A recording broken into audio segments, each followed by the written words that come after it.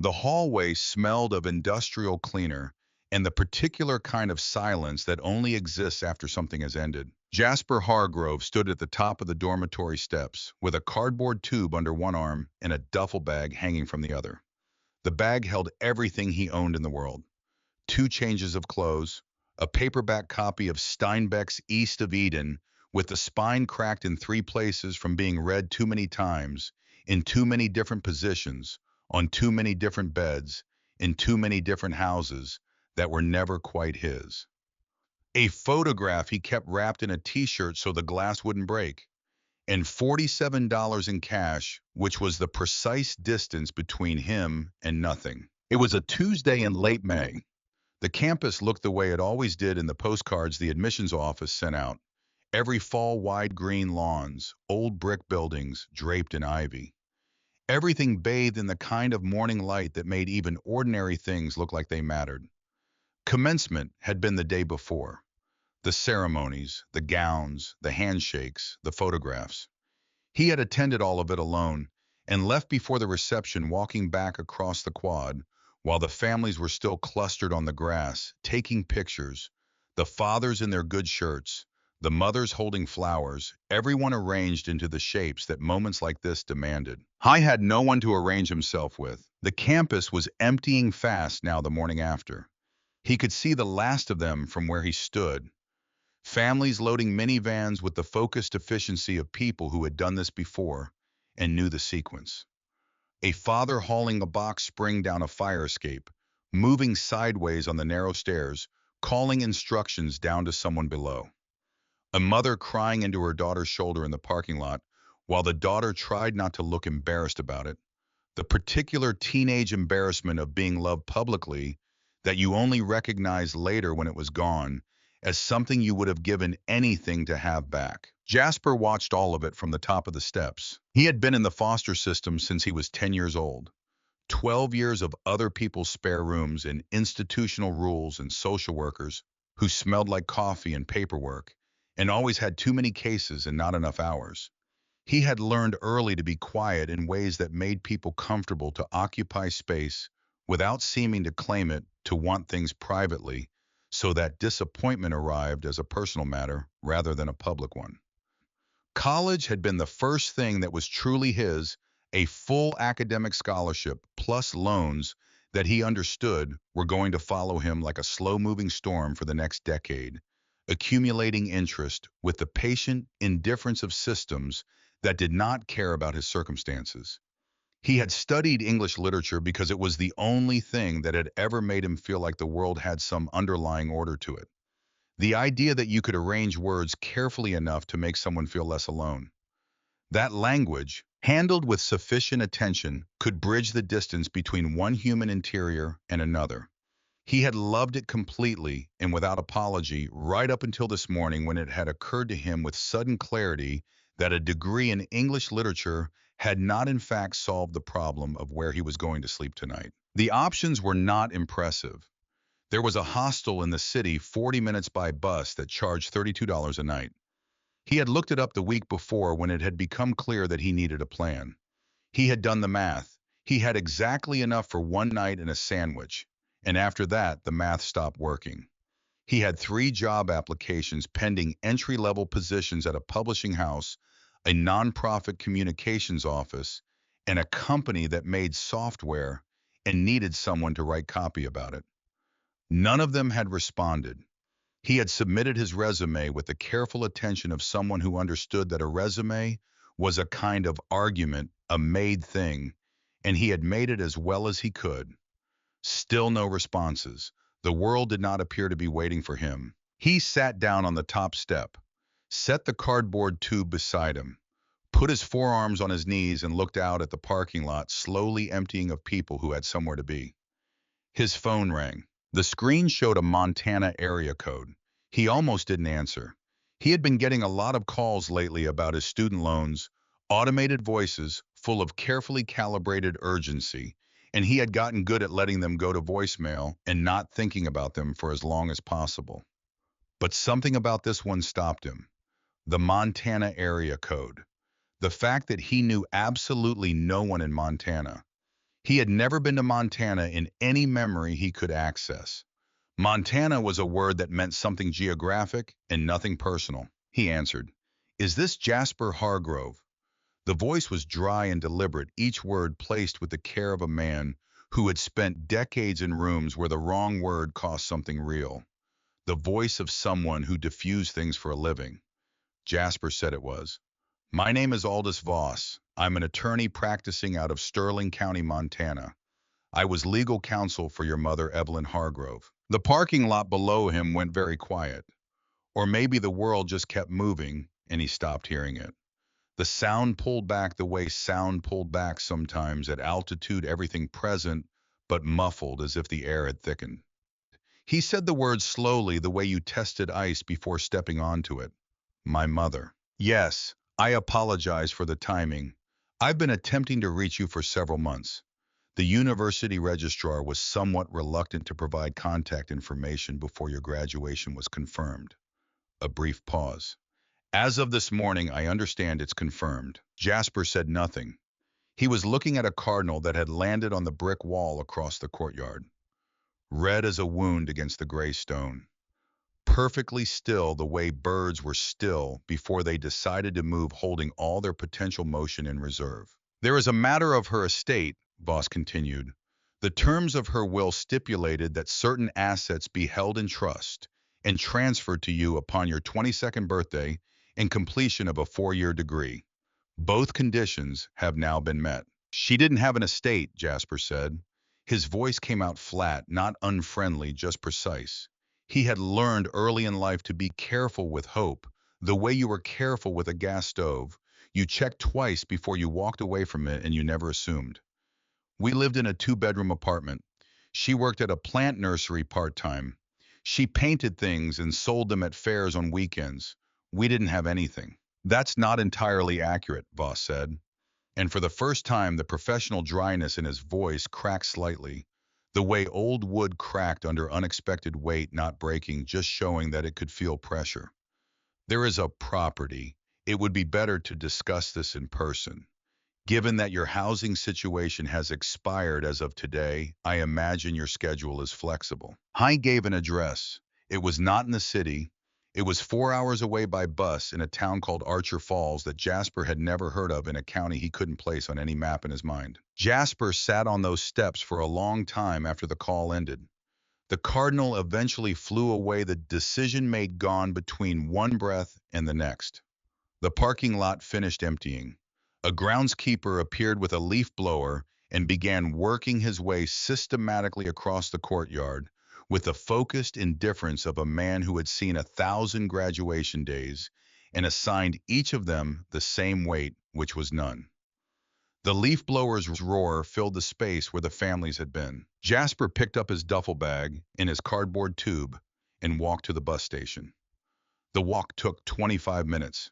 He knew the route by heart. He had walked it dozens of times over 4 years, in every season, sometimes late at night after the library closed, sometimes early in the morning when the city was still gray and provisional, not yet committed to the day.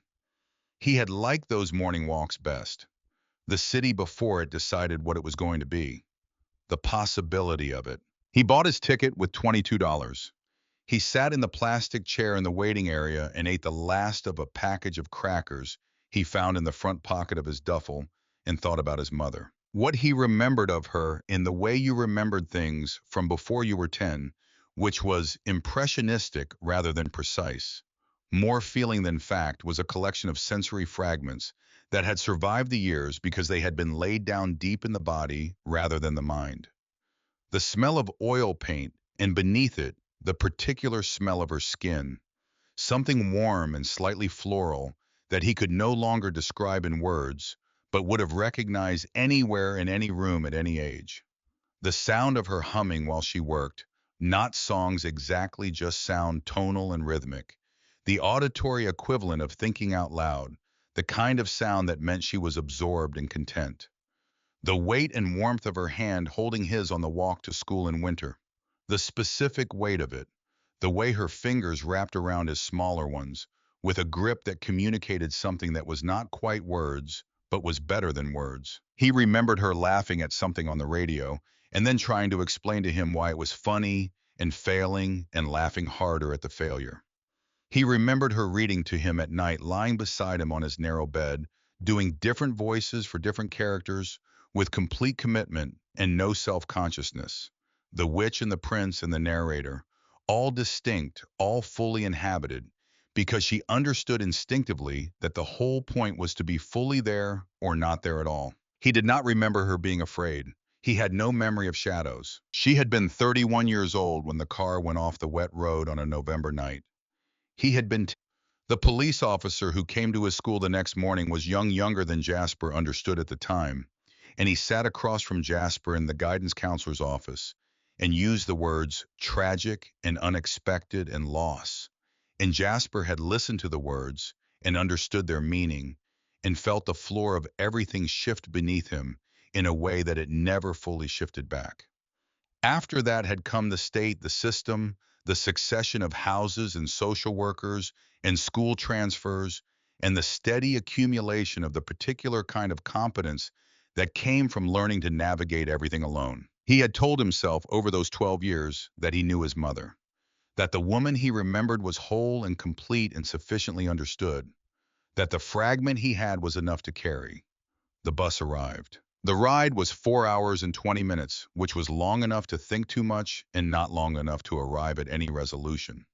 The landscape changed in the way it changed when you left one kind of America and entered another, each transition marked not by any single dramatic shift, but by gradual accumulations of difference that suddenly tipped into something new.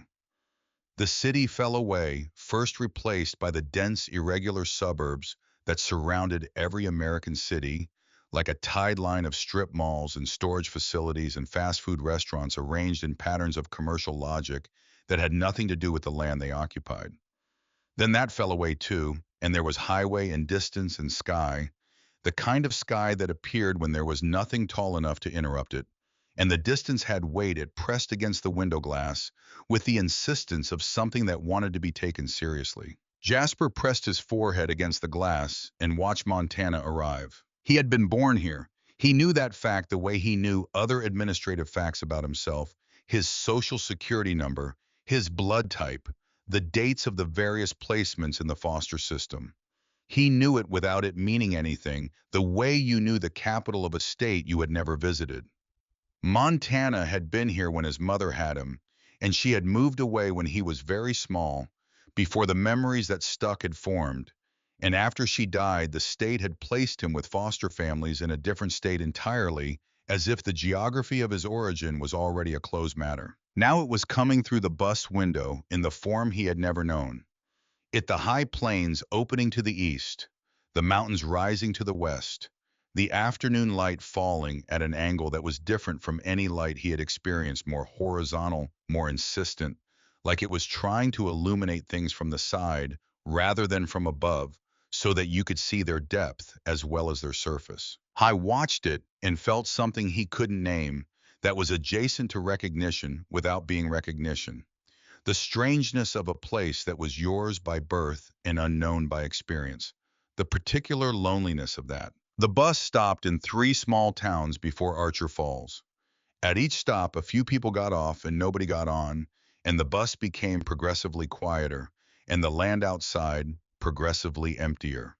And by the time they reached the last stop before Archer Falls, Jasper was one of 4 passengers, and the landscape outside was open range with distant mountains on both horizons, and a sky so large it seemed structurally improbable, too much sky for the land beneath it to support. I was the only one who got off at Archer Falls. The town announced itself with a grain elevator visible from several miles out, the cylindrical towers rising above the plain like something industrial and slightly religious. The main street was 6 blocks long and contained the things that main streets in towns. This size contained a hardware store, a diner with a hand-painted sign, a bank, a post office, a pharmacy that was also a gift shop, a bar that had been a different kind of bar at various points in its history, and now seemed to have settled into something permanent and unpretentious. The building that housed the office of Aldous Voss was on the corner of Main and Second Sandstone, faced 3 stories, the kind of architecture that suggested serious commercial ambitions in a previous century and had since moderated into mere solidity. The lobby had marble floors worn smooth by decades of boots and the particular elevator that existed in buildings like this. The kind with a metal cage door that you pulled shut yourself and a mechanism that clanked and shuddered between floors like it was thinking about each one individually. He rode it to the second floor. The hallway smelled of old paper and dust and something faintly chemical like varnish that had been applied a long time ago and was now simply part of the atmosphere of the place, absorbed into the wood in the walls. At the end of the hall, a frosted glass door said, Aldous Voss, attorney at law, in gold letters that had been touched up at some point, the paint slightly different from the original. He opened the door. The office was a room that had been lived in professionally for a very long time. Floor-to-ceiling bookshelves on 3 walls, thick binders, and leather-bound volumes, and the occasional framed document. A photograph here and there of men standing in front of buildings or shaking hands. A single window behind the desk, looking down at the main street below, where a man was loading feed sacks into a pickup truck with the unhurried efficiency of someone who had done this same task on this same street for most of his adult life and saw no reason to approach it any differently today. Voss himself stood when Jasper came in. I was a small man in his late 60s, precisely assembled, wearing a dark suit that had been expensive when it was new and was now simply well maintained, the difference between those two things being something only the wearer fully understood. Silver hair cut close, reading glasses pushed up on his forehead with the automatic gesture of a man who pushed them there 100 times a day and no longer noticed he was doing it. He came around the desk and shook Jasper's hand with both of his, the full double grip, the kind of handshake that people gave when they had been waiting to give it and were relieved that the moment had finally arrived. Sit down, please, he said. You've had a long trip. Jasper sat in the leather chair across from the desk. It was the kind of chair that had been sat in so many times it had conformed to the general shape of the human body. The cushion worn soft, the arms darkened with the oils of the hands that had rested there. He set his duffel bag at his feet and put his hands on his knees and waited, because waiting was something he was good at. Voss settled behind the desk and folded his hands on the surface and looked at Jasper with the expression of a man who was about to say something he had been preparing to say for a long time and was choosing the words with the care they deserved. Let me be direct, he said. Your mother was an exceptionally thoughtful woman. She retained me 12 years ago, shortly before her death, to manage a very specific set of instructions. She had purchased a piece of property in Sterling County approximately 1 year before the accident. She did this quietly in cash through a series of transactions I helped structure specifically to keep the purchase out of the public record. The property was placed in a trust with 2 conditions for transfer to you: your 22nd birthday and your completion of a 4-year college degree. He paused. She was very specific about both conditions. She had thought carefully about what each one meant. Why both? Jasper said. Why not just the age? Voss adjusted his glasses on his forehead, a small preparatory gesture. She explained her reasoning to me. The age was about time. She wanted you to have accumulated enough life to make serious decisions without panic. The degree was about something different. It was about proof, not proof to anyone else. Proof to you. He looked at Jasper steadily. She wanted you to have already demonstrated to yourself that you could undertake something long and difficult and see it through to completion before you inherited something that would require exactly that. She said she needed to know you'd had that experience. He paused. Her words were, I need him to know he can finish hard things before I ask him to start one. Jasper looked at his hands on his knees. They were slightly unsteady, which he found irritating because he had worked carefully over 12 years to become someone whose hands stayed still. What is the property? He said. Voss slid a thick manila envelope across the desk. Jasper's name was written on the front, in handwriting he recognized before he could process how he recognized it instantly, completely. The way you recognized a voice or a smell, the knowledge arriving before the explanation. His mother's handwriting. The wide loops, the slight leftward lean in the letters, the way she made the capital J, with a long curved tail that swept below the line like a fish hook. He had not seen her handwriting in 12 years. He had not known he would recognize it. 5 acres of land on Old Mill Road, 2 miles outside the town of Sterling Crossing, Voss said. The land is the primary asset. There is a structure on the property included as is. He paused in the particular way of a man who understood that the next sentence required careful delivery. It is a Quonset hut, military surplus construction, prefabricated corrugated steel half-cylinder roof, post-war manufacture. It has been unoccupied for 12 years. Jasper stared at him. A metal building, Voss said, confirming the understanding that was already forming. There is also an attached greenhouse structure, steel frame glass panels. My mother bought a metal shed, Jasper said. It was not a question. It was the fact laid out and examined in the light. She did. With what money? She didn't have money. She liquidated a small investment account your grandparents had left her. It wasn't large, but it existed. She sold her car. She sold several pieces of jewelry. Voss held his gaze steadily. The purchase price for the land and structure was modest. Rural Sterling County is not a high-value real estate market, but the land is clean, debt-free, no liens, no encumbrances of any kind. The property taxes have been maintained automatically from a small account she established for exactly that purpose, though that account has now been depleted. The next tax payment is due in approximately 7 months. Jasper looked at the envelope on the desk. He did not pick it up yet.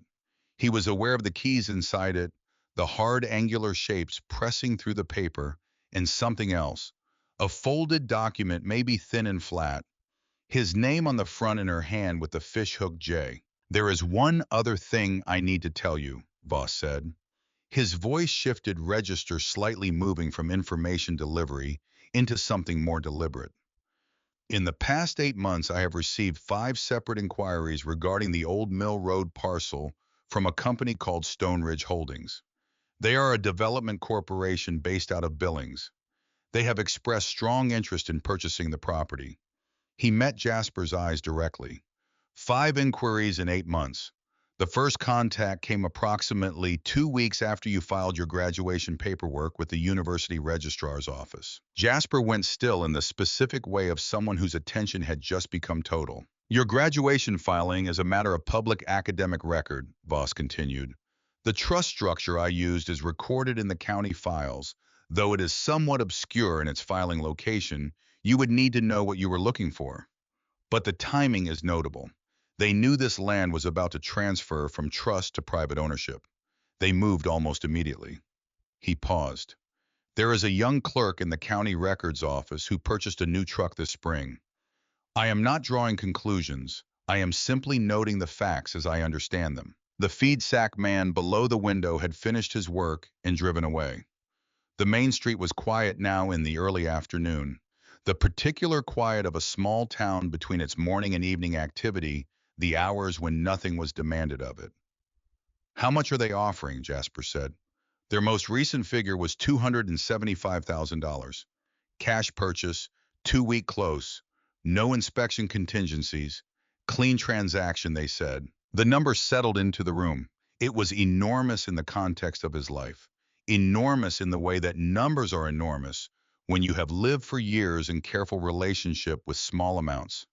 It was the number that paid off every loan, rented an apartment in any city, bought time, bought options, bought the ability to make choices rather than just respond to circumstances. That's significantly above what rural land in this county would conventionally appraise for, Voss said, which means they want something specific about this particular piece of land. I don't know what that is yet. But companies do not pay above market without a reason, and reasons that are straightforward get stated. Reasons that don't get stated are the ones worth understanding before you make any decisions. He leaned back slightly in his chair. I want to be honest with you about something. You have every legal and moral right to accept that offer. You have had a genuinely difficult road. That money would change your circumstances in ways that are real and significant. No one who knew your situation fully would fault you for taking it. He waited a moment. But your mother was a very deliberate woman. She spent money she didn't easily have to acquire this specific piece of land. She spent 12 years making certain arrangements to ensure it came to you at what she calculated was the right moment. She left instructions. He gestured toward the envelope. She left you a letter. Jasper looked at the envelope for a long moment. Then he reached across and picked it up. It was heavier than he expected. He could feel the keys through the paper, the large industrial one and the smaller one, and the edges of what felt like a folded document. His name on the front in that handwriting, and the fishhook J reaching below the line with its curved tail, and the wide loops of the other letters, the slight leftward lean that he now understood was the natural lean of a left-handed person writing carefully. He had not known his mother was left-handed, or he had known it and forgotten, or he had never registered it. Any of those things was possible, and all of them said the same thing, which was that the person he thought he remembered was both exactly who he thought she was and also more. He did not open the envelope in the office. It felt like something that required a different kind of container, a place where the reading of it could be the only thing happening, where no one was watching, where he could respond in whatever way he responded without managing his response for an audience. He tucked it inside his jacket against his chest. Voss gave him a hand-drawn map of the property and the surrounding roads, detailed and careful, the work of a man who took the task of giving directions seriously. He gave him a photocopy of the property deed with Jasper's name now printed at the top in the official typography of legal documents. He gave him a card for a local man named Calhoun Briggs, who ran informal transportation out of Sterling Crossing and knew every back road in the county. At the door, he shook Jasper's hand again with both of his. "She spoke about you in our meetings," Voss said. He had moved out of the professional register entirely, now speaking in the quieter voice of something personal. "When we were structuring all of this, she talked about you. Not extensively. She was a private person. But she talked about you in the way people talked about things that were the most important things." He paused. "She said she knew even when you were small that you were the kind of person who would choose the hard thing when it mattered. She said she was counting on that." Jasper nodded once and walked out. He stood on the sidewalk outside the building in the Montana afternoon and called the number on the card. The man who answered had a voice like gravel shifting in an old tin can, slow and completely unhurried, the voice of a man for whom the concept of rushing had simply never taken root. He could be at the corner of Main and Birch in 20 minutes. He charged $40 for the run out to Old Mill Road. If Jasper needed anything from the hardware store on the way, they could stop it, was barely a mile out of the route, and no trouble. Jasper said he'd appreciate that and thanked him. He spent the 20 minutes sitting on a bench outside the diner, the manila envelope tucked against his ribs inside his jacket. He was not hungry. There was something happening in his chest that had displaced the ordinary signals, something that felt like standing at the very edge of a high place where the drop was visible and the wind was moving, and you were not falling, but you were not quite stable either. You were simply standing there in the particular clarity that heights produced, everything below made small and readable by distance. I thought about his mother selling her mother's jewelry, the pearl earrings maybe, the gold bracelet, things that had been passed down as the physical residue of love, the material form of continuity, and she had taken them to a jeweler and accepted a price and used the money to buy a rusted metal building in the woods of Sterling County, Montana. And she had done it quietly without telling anyone, and he had not known any of it. Calhoun Briggs arrived in a pickup truck that had been red at some point in a previous decade and was now the color of things that had been through weather for a long time. A muted, complicated color that was not quite red and not quite brown, and contained within it the entire history of the truck's existence. The man himself was large, mid-60s, with a gray beard trimmed close, and the kind of hands that came from decades of using them, wide across the knuckles and calloused in specific patterns that told the story of particular tools and particular work.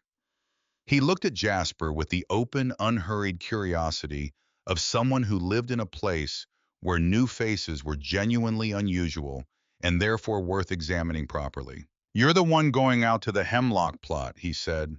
Not a question. The assessment had already been made. "If that's what people call the Old Mill Road property," Jasper said, "it's what I call it.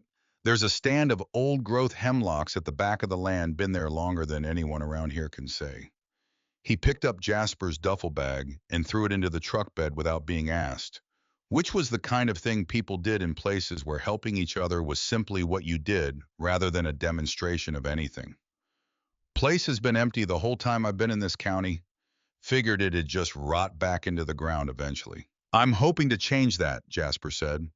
Calhoun looked at him again, a longer look this time, the kind that was a genuine assessment rather than a courtesy. Then he nodded once with the particular economy of a man who did not nod idly. They stopped at the hardware store. Jasper walked the aisles with his mother's envelope still inside his jacket and bought what he thought he'd need for at least the first few days. Heavy-duty work gloves, a serious flashlight with extra batteries, a tarp that could be cut to various sizes, a propane camp stove with 3 fuel canisters because he didn't know how long he'd be without other cooking options, a sleeping bag rated to 20 degrees because Montana nights in late May could still go cold, a box of basic cleaning supplies, a coil of rope, a utility knife, and a small first aid kit. He added a pry bar after thinking about it for a moment, the kind of heavy, flat steel tool that could open things that were stuck or rusted or had simply been closed for a long time. The bill came to just over $90. He paid it from the 47 in his pocket, the last of the cash he had in the world, plus $17 he had on a debit card. Paying the 90-odd dollars felt less like loss than it had paying for anything in recent memory. It felt purposeful. Calhoun loaded everything into the truck bed with efficient organization, the kind of organization that came from loading truck beds for many years, and they drove out of Archer Falls on the state highway, and then south onto a county road, and then onto something smaller. The paved road giving way to gravel that gave way to the two-track suggestion of a road through high grass, bordered on both sides by dense stands of Douglas fir and ponderosa pine that pressed closer as they moved further from the highway until the trees were close enough that the branches occasionally brushed the side mirrors. Through the gaps in the tree cover, Jasper could see the late afternoon sky going gold at its edges, the light thickening toward evening. Then the trees stopped. The clearing appeared with the suddenness that clearings had after dense forest, not gradually but all at once, like a decision, like the trees had simply agreed to stop and had stopped, and there it was. I had not known what to expect. He had formed no image of it, or rather he had formed several and discarded them as insufficient. The word Quonset hut carried a specific set of associations, military, utilitarian, temporary, in the way that things built for specific practical purposes were temporary, and none of those associations had prepared him for what was actually there. It was larger than he had imagined, for one thing. The half-cylinder of corrugated steel rose a good 15 feet at its peak and stretched 60 feet in length, the curved roof arching overhead like the back of something enormous that had settled into the earth and stilled. The metal was mottled with rust in patterns that were almost deliberate looking, the oxidation spreading across the corrugated surface in colors ranging from deep orange to dark brown to a pale buff that was almost gold in the evening light. Weeds and grass had grown up around its base until they were waist-high, pressing against the steel walls, as if trying to reclaim the ground the structure occupied. Along the left side, attached to the hut's main body, with a steel frame connector, ran the greenhouse. Its frame was substantial welded steel tubing, the kind that lasted, but the glass was in terrible condition. Of the dozens of panes, several were missing entirely, leaving dark gaps that interrupted the frame's logic. Others were clouded with years of lichen growth and grime until they were opaque, no longer windows but walls. The overall effect was of something that had been carefully designed and then abandoned to the patient work of time and weather. The whole thing sagged slightly, not structurally, not about to fall, but in the way that things sagged when they had been left alone long enough. the way that absence had physical weight. Calhoun set the brake and looked at it through the windshield for a moment. It's got good bones, he said. It was the kindest possible assessment under the circumstances, and he said it without irony, which meant he meant it. I'll take your word for that, Jasper said. He climbed out. The air was different here than in town, cooler, denser, with the smell of pine and something beneath it, something earthier, the smell of soil and standing water somewhere nearby. He stood in the clearing and turned slowly, taking in the full perimeter.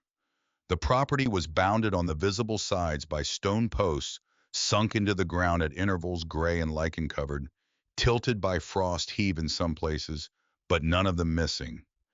Beyond the post, the tree line was close on three sides.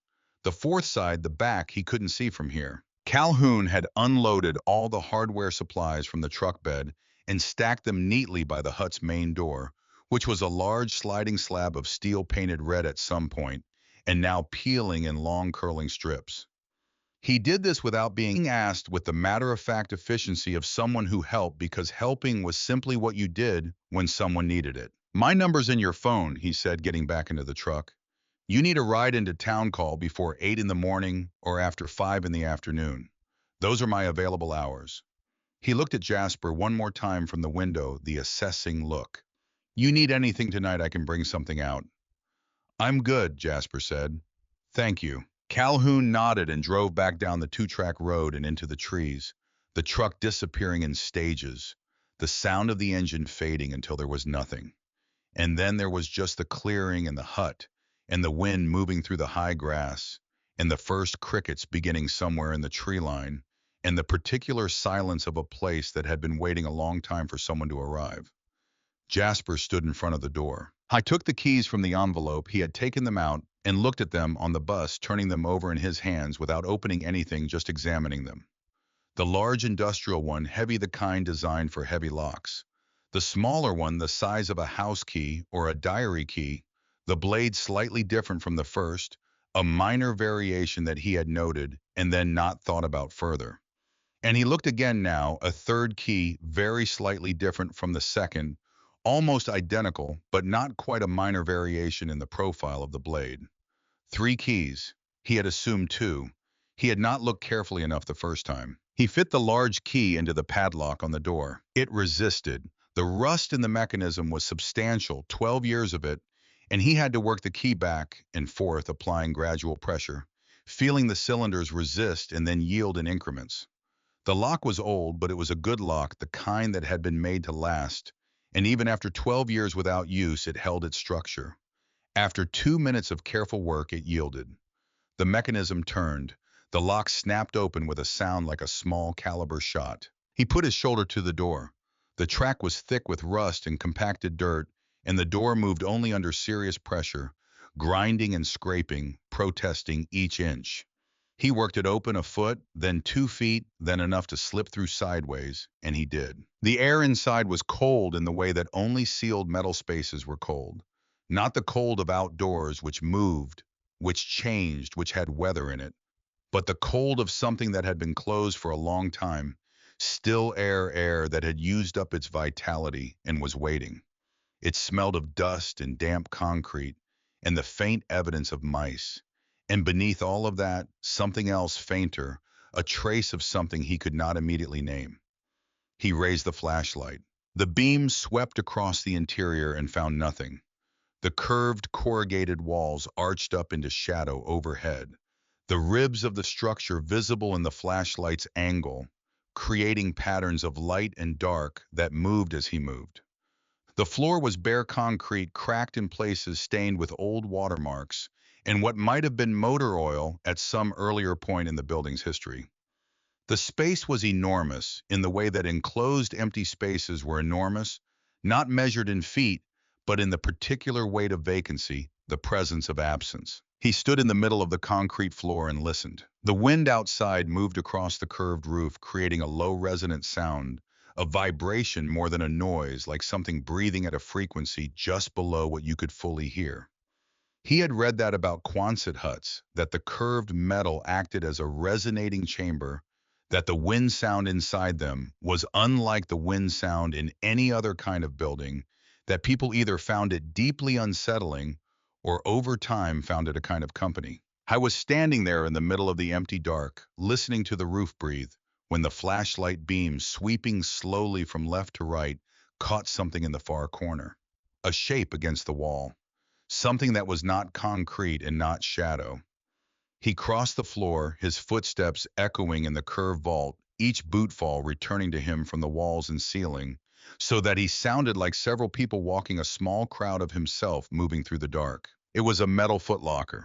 Military issue olive drab, the kind manufactured by the millions in the 1940s and used ever since for the storage of important things in the way that objects made to last, tended to be used with faith in their durability, with confidence that what was put inside would remain protected. It was small, perhaps 2 feet by 1 foot, and it had a padlock. He tried the smaller key. It fit. He turned it. The lock opened with a clean click, the mechanism still good after all the years. He knelt on the cold concrete with his knees aching from the bus and the walking and looked inside of the footlocker. On a bed of yellowed cotton cloth was a shoebox. Ordinary brown cardboard, the kind that shoes came in held shut with a rubber band that had gone brittle with age and would probably break if he stretched it.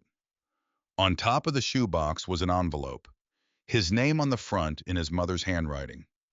The fish hook, J.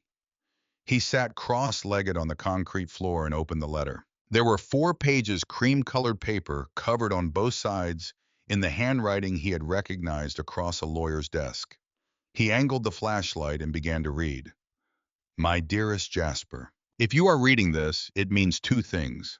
First, that you have become the young man I always knew you would be. You finished what you started, you saw it through to the end, and that single fact tells me everything I need to know about who you are. Second, it means that life has brought you to a place where you have nowhere else to go. And for that, my love, I am sorry in a way I don't have adequate words for. I am sorry it couldn't be easier. I am sorry I couldn't be there to make it easier. I know this place must look like a disaster. A rusted metal box at the end of a dirt road in the middle of nowhere. I want to explain what it actually is. I bought it the year before the accident. I bought it with everything I had, your grandmother's investment account that she left to me, which was modest but real. I sold my car.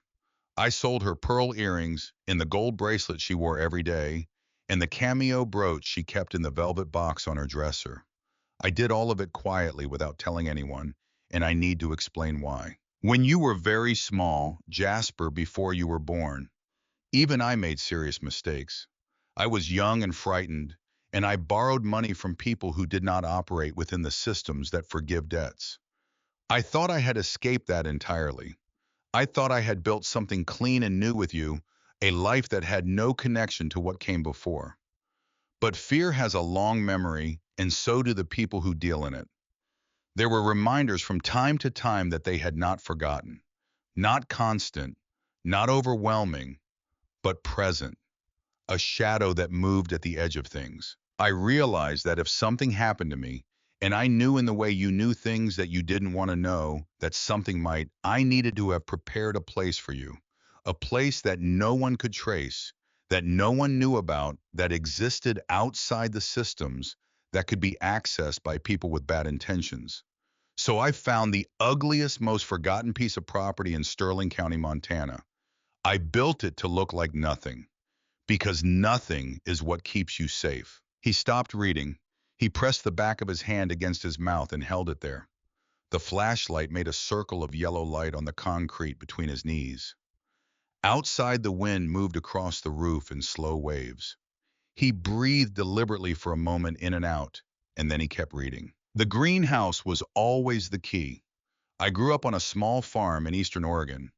My grandmother taught me things about soil and seeds and the patience that growing things required, and I took those things for granted until I needed them, and they were still there. I spent the years before the accident coming out here on weekends while you were at school or with friends. I told you I was at art retreats. I was here. I was clearing brush and repairing the greenhouse frame and learning the specific requirements of the medicinal herbs I intended to grow. These are not ordinary herbs. American ginseng, golden seal, black cohosh, wild echinacea. They are medicinal plants, rare, the kind that take years, sometimes many years, to reach maturity, but that generate substantial income when they do. I read everything I could find about them. I made contacts with botanical buyers. I wrote it all down. The journal in the shoebox is everything I learned, everything you will need to know to make this work. Read it before you do anything else. Let it teach you. The seeds are in the shoebox labeled. The account information is there too, just over $5,000, which is not much, but is the difference between choice and desperation. And that difference is larger than the amount suggests. There is one more thing I need to tell you. I came out here on those weekends and I walked every inch of this land. I know it the way you know a face you have studied with love. And in the northwest corner of the property, in a shallow depression where the soil stays cool and the light comes through the hemlock canopy at the right angle, I planted things. I planted them knowing I might not be there when they reach maturity. I planted them for you for whenever you arrived. Take the journal to that corner when you are ready. Walk the northwest boundary. You will understand what I mean when you see it. This place is not a punishment. I know it looks like one. It is a fortress built to look like a ruin. It is a clean slate, a piece of ground where nothing can follow you and no one can take what you build here. The last lines were written with heavier pressure than the rest, the pen bearing down on the page, as if the weight of the words required physical reinforcement. You were my best work. Everything I ever made, every painting, every garden, every small, careful thing I built with my hands, none of it was what I was most proud of. You were. You are. You will continue to be. Make a life, Jasper. Not just a living, a life. Be in the world. Build something that lasts. Find people worth finding. I love you without end and without condition, and across whatever distance there is between where I am and where you are.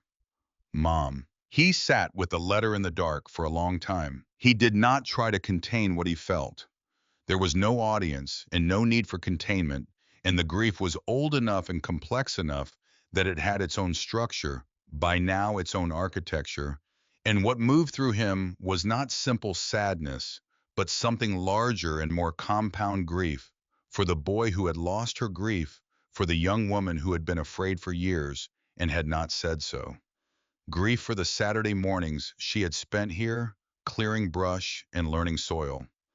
PH tables while he thought she was somewhere else being an artist. Grief for the gap between the mother he had remembered and the fuller person she had been, which was not a diminishment of the memory, but an expansion of it, a deepening. I was 22 years old. He had $47 originally, and now he was down to something much less after the hardware store. He had a metal building in the Montana woods and a shoebox full of seeds and a journal written by a woman who had been 31 years old and frightened and preparing for contingencies she hoped would never be necessary. He was here because the contingency had been necessary. He opened the shoebox. The rubber band broke when he removed it, dry and brittle as old straw. Inside, on a bed of yellowed cheesecloth, were the seed packets. Dozens of them, small paper envelopes folded and labeled in his mother's handwriting. Each one a specific instruction. American ginseng. Golden seal stratify, 6 weeks cold. Black cohosh, partial shade required wild. Echinacea direct sow, after last frost. Blue cohosh, deep shade preferred bloodroot, early spring planting.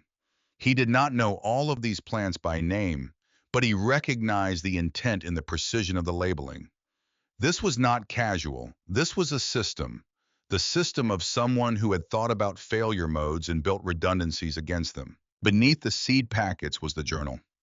Leather-bound, dark green, thick with pages and inserted materials, folded papers, dried sticky notes, transparent with aged newspaper clippings, about medicinal herb markets, hand-drawn diagrams. He opened it, and the first page was dated a year before he would have been born.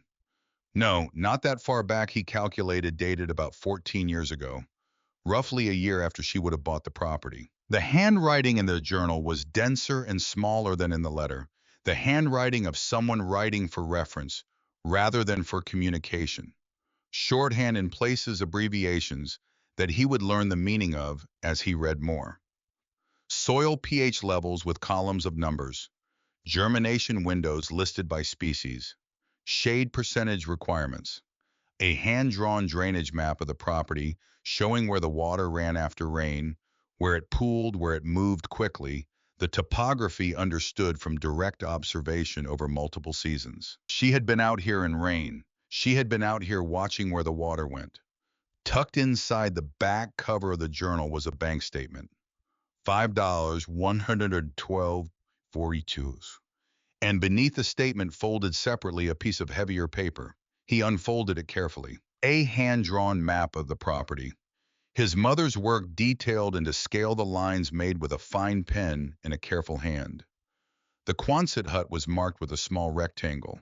The greenhouse was indicated by a series of parallel lines. The creek was drawn along the back boundary with a small arrow showing direction of flow.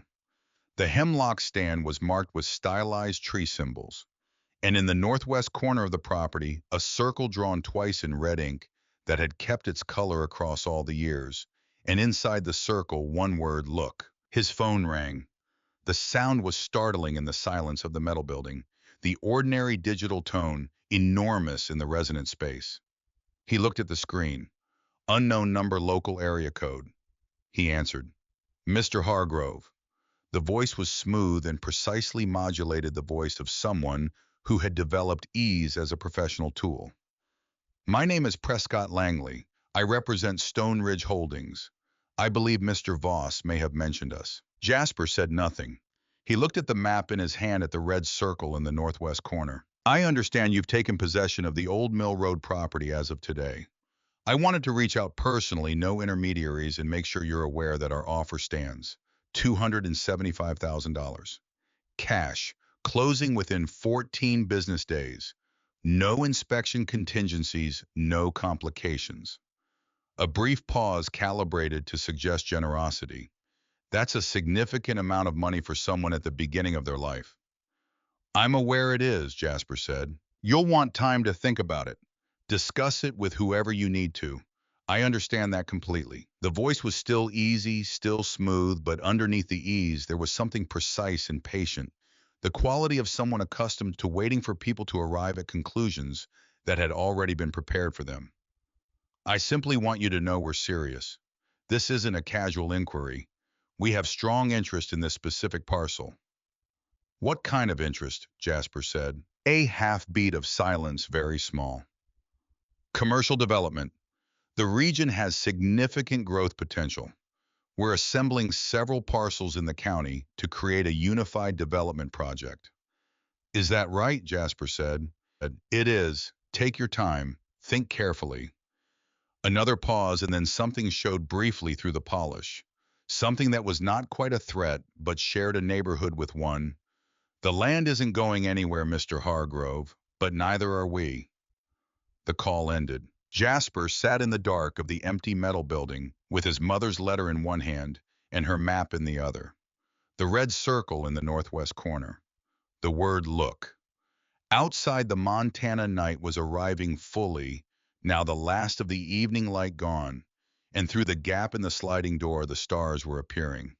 Not gradually the way stars appeared in places with ambient light, but suddenly all at once as if they had always been there and simply required the full dark to make themselves visible. He rolled out the sleeping bag on the concrete floor. He lay down with the map on his chest and his mother's letter folded back into its envelope in the pocket of his jacket and listened to the wind move in slow waves across the curved steel roof above him and thought about $275,000 and thought about a 31-year-old woman driving alone to Sterling County on weekends while her son thought she was at an art retreat, and thought about what it meant to build a fortress that looked like a ruin, and thought about the red circle in the northwest corner of the map and the word his mother had written inside it. He did not sleep for a long time, but eventually sleep came the way it always came when the body was tired enough, without negotiation, without ceremony. He was awake before the light. The metal walls of the Quonset hut contracted in the cold of the pre-dawn hours, making small ticking sounds at regular intervals, like something alive settling into itself. It was a sound with its own rhythm, almost like a pulse, and he lay in the sleeping bag and listened to it for a while before moving cataloging the sounds of this new place. The way he had cataloged the sounds of every new place, he had been in the particular nighttime vocabulary of a house or room that told you something about its structure, its age, its relationship to temperature and weather. I had slept in worse places. He had slept in 3 foster homes that were worse than a sleeping bag on clean concrete in a sturdy building in Montana. He did not dwell on this. He noted it and moved on, which was a habit of mind he had developed early and refined over years into something efficient. He unzipped the sleeping bag at 5:20 when the dark outside the door gap had begun its almost imperceptible shift toward the gray that preceded color. Haimad himself wait before opening the journal. He made coffee on the propane stove first, the cheap instant kind, from the convenience store that was not good but was hot, and he sat on the overturned 5-gallon bucket he had found in the corner of the building and held the mug in both hands and let the heat seep into his palms and thought about the day. Then he opened the journal. He read for 2 hours through the full arrival of morning light gray, at first through the greenhouse panels, and then slowly warming as the sun came over the tree line. He read with the focused attention he had learned to bring to texts that were difficult or dense, tracking not just the explicit content, but the logic beneath it, the assumptions built into the organization of the information, the way one section led to another, and what that progression revealed about how his mother had thought about the work. The journal was more than a gardening manual. It was a map of a mind. He could see in the progression from the early entries to the later ones, the arc of her learning, the initial careful research, the first mistakes and corrections, the growing confidence, the way the entries became less cautious as she developed competence. The handwriting itself loosening slightly as the knowledge became owned rather than borrowed. She had made a mistake in year 2 with the irrigation spacing for the ginseng beds, the emitters too close together causing oversaturation in the heavy Montana rain years. And she had written about it in the journal with the directness of someone who understood that mistakes were only useful if you documented them properly. She had fixed it and documented the fix and written a note in the margin. If you make this mistake, this is how you correct it. She had written that for him. She had written it knowing she would not be there when the mistake was made, knowing it would be made by someone who came to this project not knowing any of it, knowing that the note in the margin would be found at the moment it was needed. He closed the journal and put on his work gloves. The first thing to understand was the property. You could not work land you did not know. He spent the first full day doing nothing but walking every corner, every boundary, every transition from clearing to tree line, every variation in ground level, in soil texture, in moisture. He went slowly and looked carefully the way his mother had gone slowly and looked carefully in the years she spent learning this place. The stone fence posts were all present, none missing, though several had been tilted by frost heave and one had cracked at the soil line without falling. The south fence had been entirely colonized by wild rose, the canes growing 6 feet high and 4 feet deep, a wall of thorns that would take serious work to remove safely. The north boundary was cleaner, the grass giving way to mature pine at the property line. The creek was exactly where the journal map showed it along the back boundary, and he heard it before he saw it. The low, steady, purposeful voice of moving water, making its way over and around flat stones in the particular manner of mountain creeks that had been following the same path for a very long time, and had no interest in changing it. He pushed through the brush at the back of the property and stood on the bank. The water was clear, cold at a glance, the kind of cold that came from elevation and from moving over stone, running in a channel perhaps 8 feet wide at this point, narrowing slightly to the west where the stream bed rose. The stones were pale gray granite, worn smooth, the gravel between them clean. He knelt and put his hand in. The cold was immediate and serious, the kind that said altitude and snow melt and permanence. He stood there for a while. His mother had stood here, had knelt here, probably had tested the water temperature and measured the flow and noted the gradient in the journal. He had read those pages this morning. The careful hydrological notes, the numbers for volume per minute, the calculations about what the creek could reliably supply to a greenhouse irrigation system through the dry months. She had understood this water with precision. She had understood what it made possible. He walked back to the hut. The greenhouse was the priority. The journal was unambiguous about this. Without a functional greenhouse, the seed starting could not happen, and without the seed starting, nothing else followed. The whole plan was sequential in this way, each piece depending on the previous piece, which was how serious agricultural plans were structured. And he was beginning to understand that his mother had been thinking at exactly this level of seriousness the whole time. He spent 2 days on assessment before touching anything. He moved along every joint of the greenhouse frame, testing every weld, pressing his weight against the uprights at various angles. The frame was sound, remarkably sound given the years. He found the places where she had added her own cross bracing to the areas the original construction had left, under-engineered the additional welds clean and precise. He ran his fingers along them. She had taught herself to weld from a library book. He had read that in the journal, practiced on scrap steel for 3 weeks before touching the frame.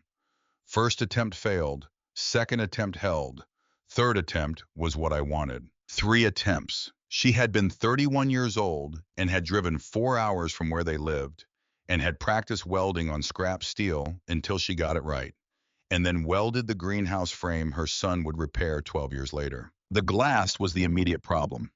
Of the 48 panes that the original greenhouse had held, 11 were completely gone, and 7 more were cracked beyond the point of usefulness. He covered all the gaps temporarily with sections of tarp, cutting them carefully with the utility knife, and fastening them with the metal clips he found in a coffee can on the shelf near the greenhouse entrance. She had left them there, he understood. She had known the tarp situation would be necessary. She had left the clips in the coffee can so he would find them. He had been working for 3 hours when Calhoun Briggs's truck appeared at the end of the drive.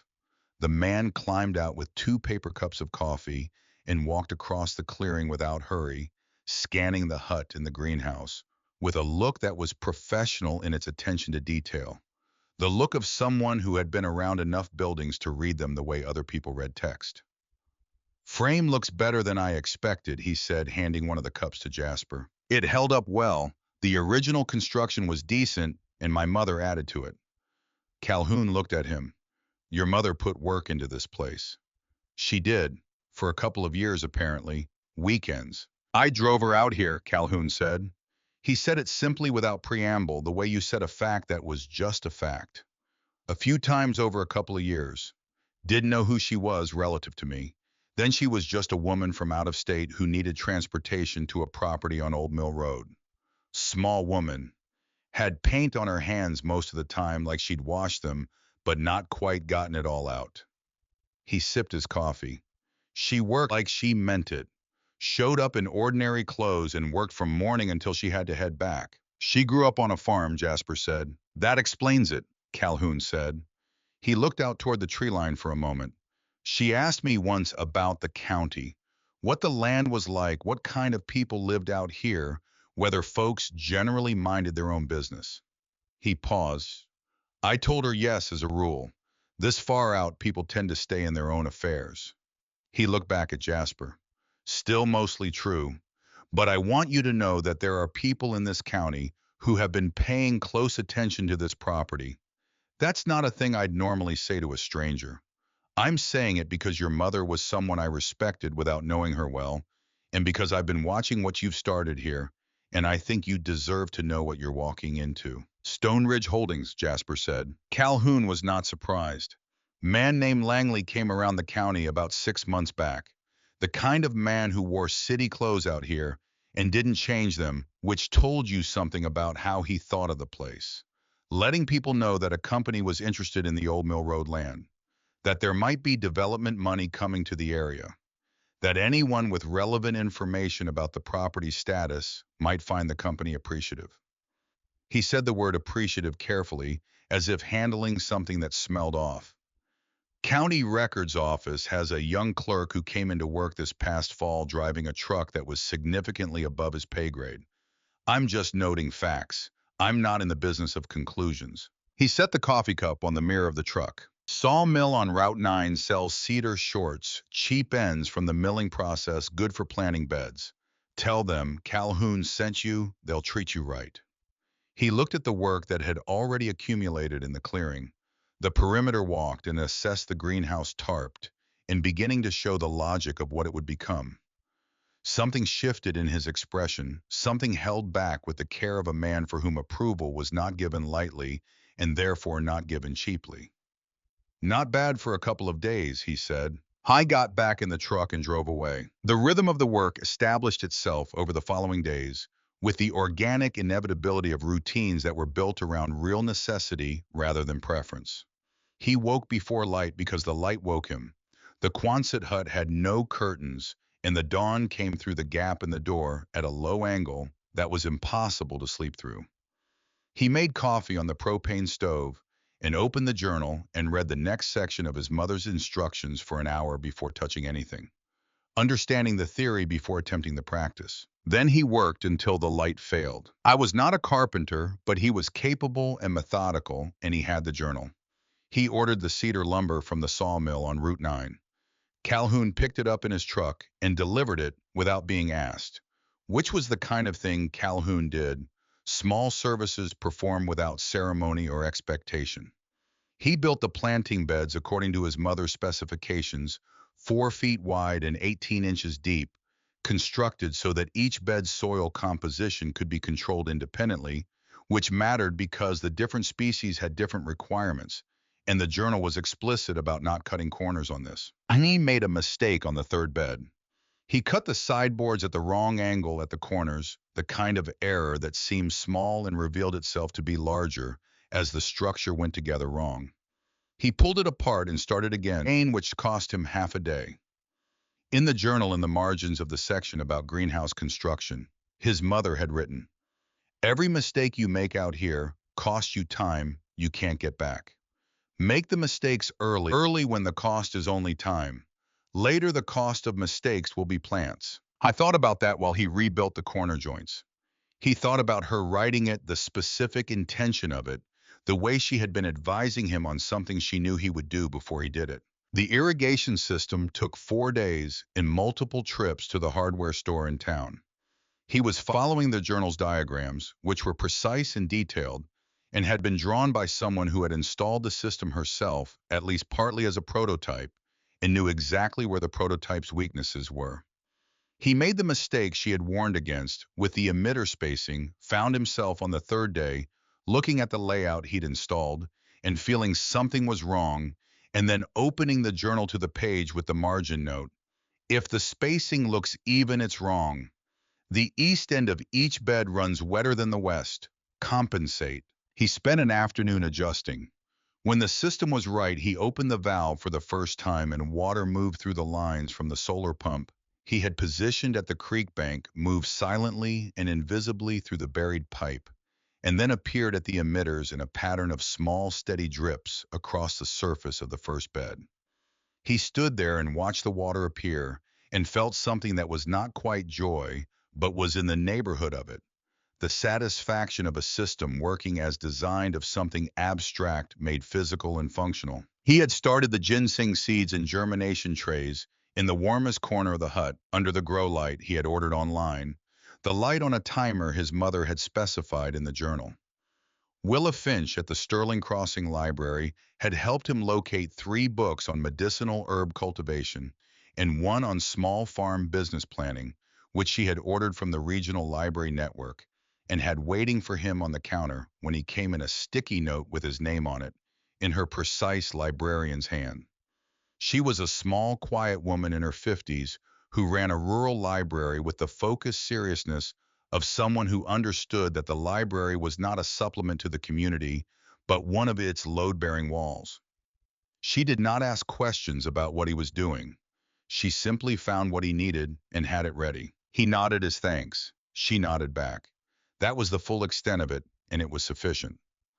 On the 11th day, he found the cellar. He had been working the back wall of the hut with a mattock borrowed from Calhoun, attacking the wild rose that had colonized the rear foundation over 12 years of uncontested growth.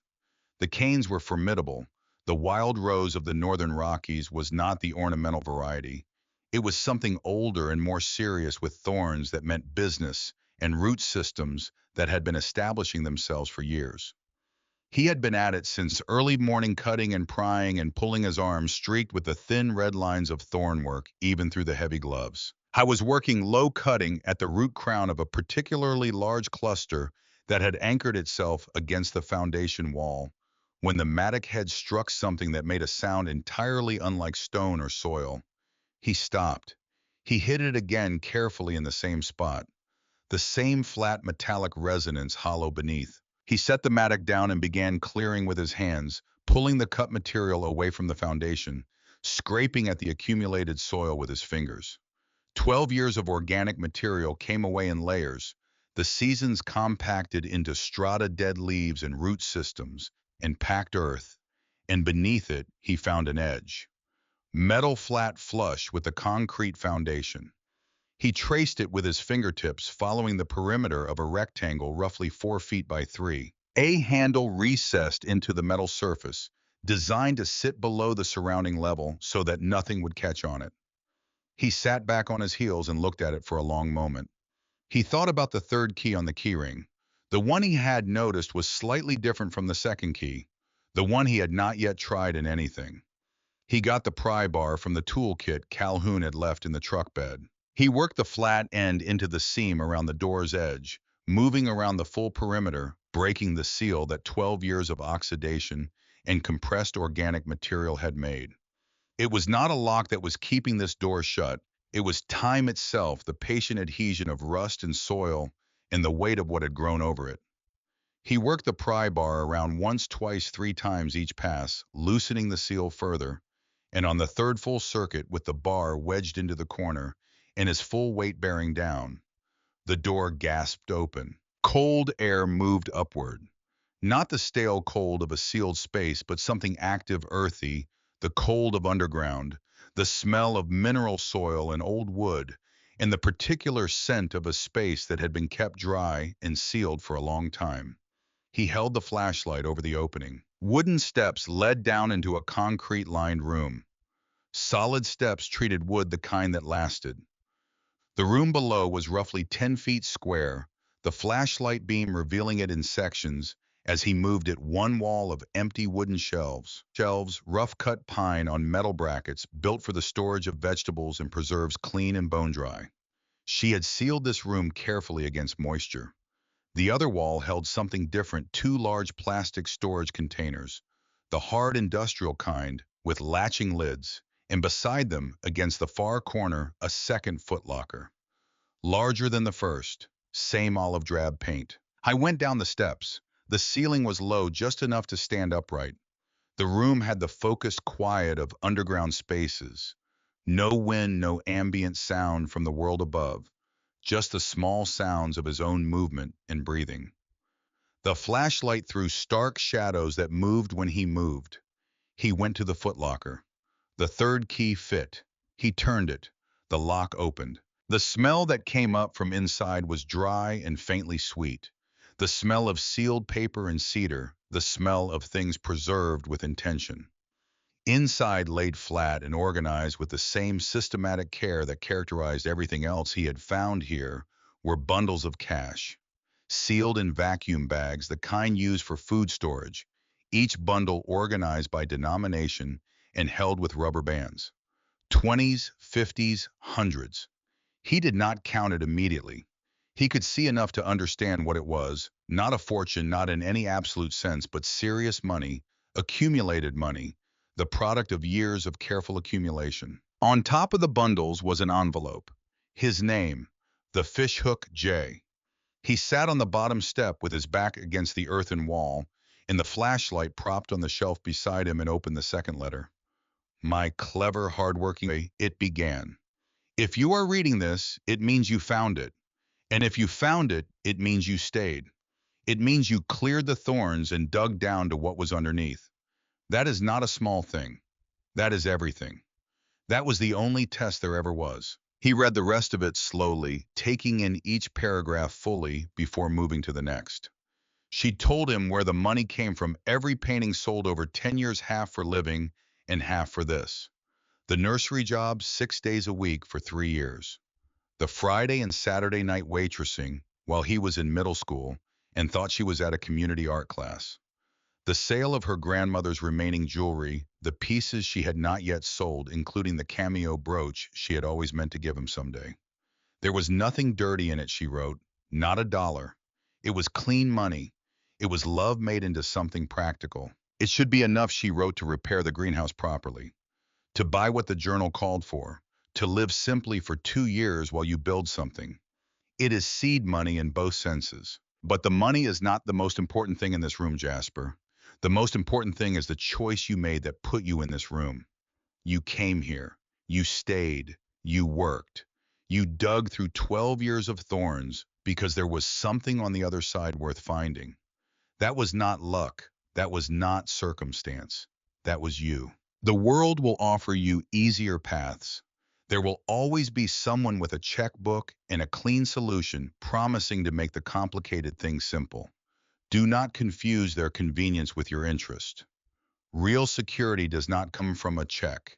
It comes from building something that cannot be taken, something that is yours in the way that only things made with your own hands are truly yours. Go to the northwest corner, take the journal, you will understand. I am so proud of you. I have always been so proud of you. All my love without end.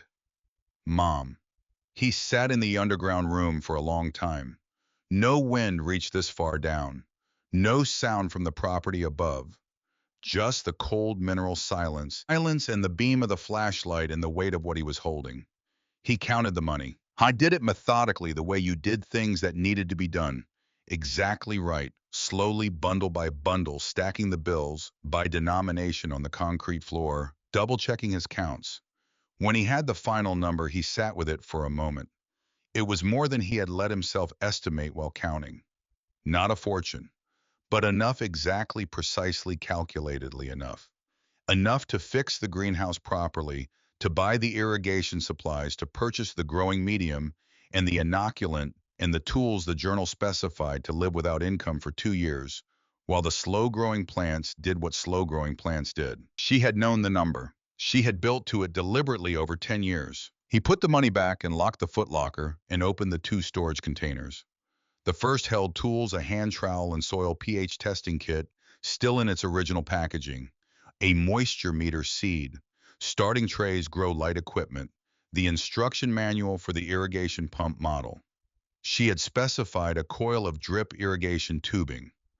The second held food-sealed packages of oats and rice and dried beans, 2 months of basic supplies chosen for shelf life, packed with the same organized intention as everything else. She had thought of everything, not because she was extraordinary, or not only because she was extraordinary, but because she had been afraid for a long time and had channeled that fear into preparation, and preparation done with enough love and enough patience became something that looked from the outside like extraordinary foresight. I went back upstairs, closed the cellar door, stood in the clearing in the afternoon light and breathed the open air and felt the weight of what he now carried, the northwest corner. He took the journal and walked the property line, following the stone posts through the knee-high grass toward the back where the hemlock stand began. Calhoun had been right about them.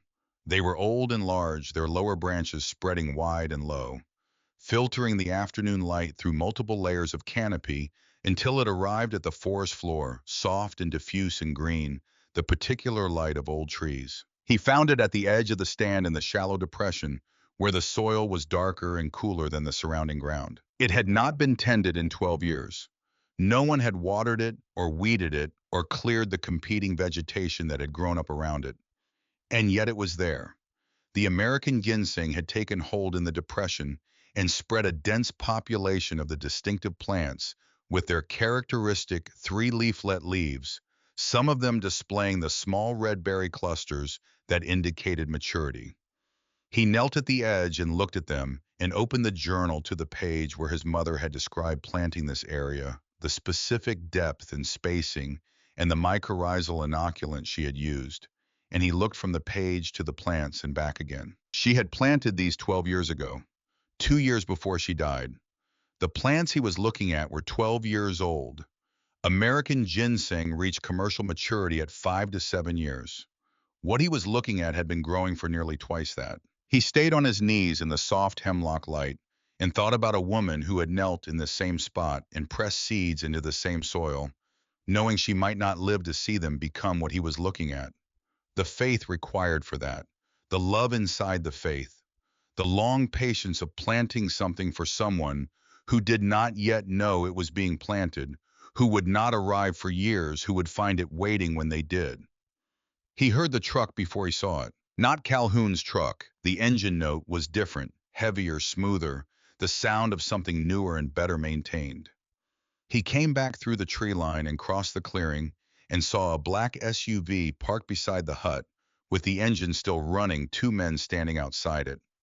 One of them he recognized from the voice immediately, even before the man turned the easy posture, the expensive canvas field jacket that had never been near a field, the bearing of someone accustomed to being the most powerful person in any given location. Prescott Langley was in his early 40s, lean and precisely put together, with the kind of face that had been trained into pleasantness over years of professional necessity.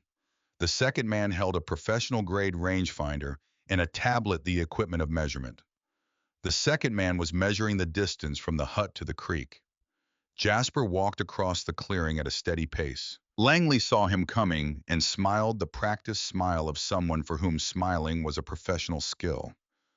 "Mr. Hargrove, I apologize for arriving unannounced. I've been trying to reach you." "You reached me," Jasper said.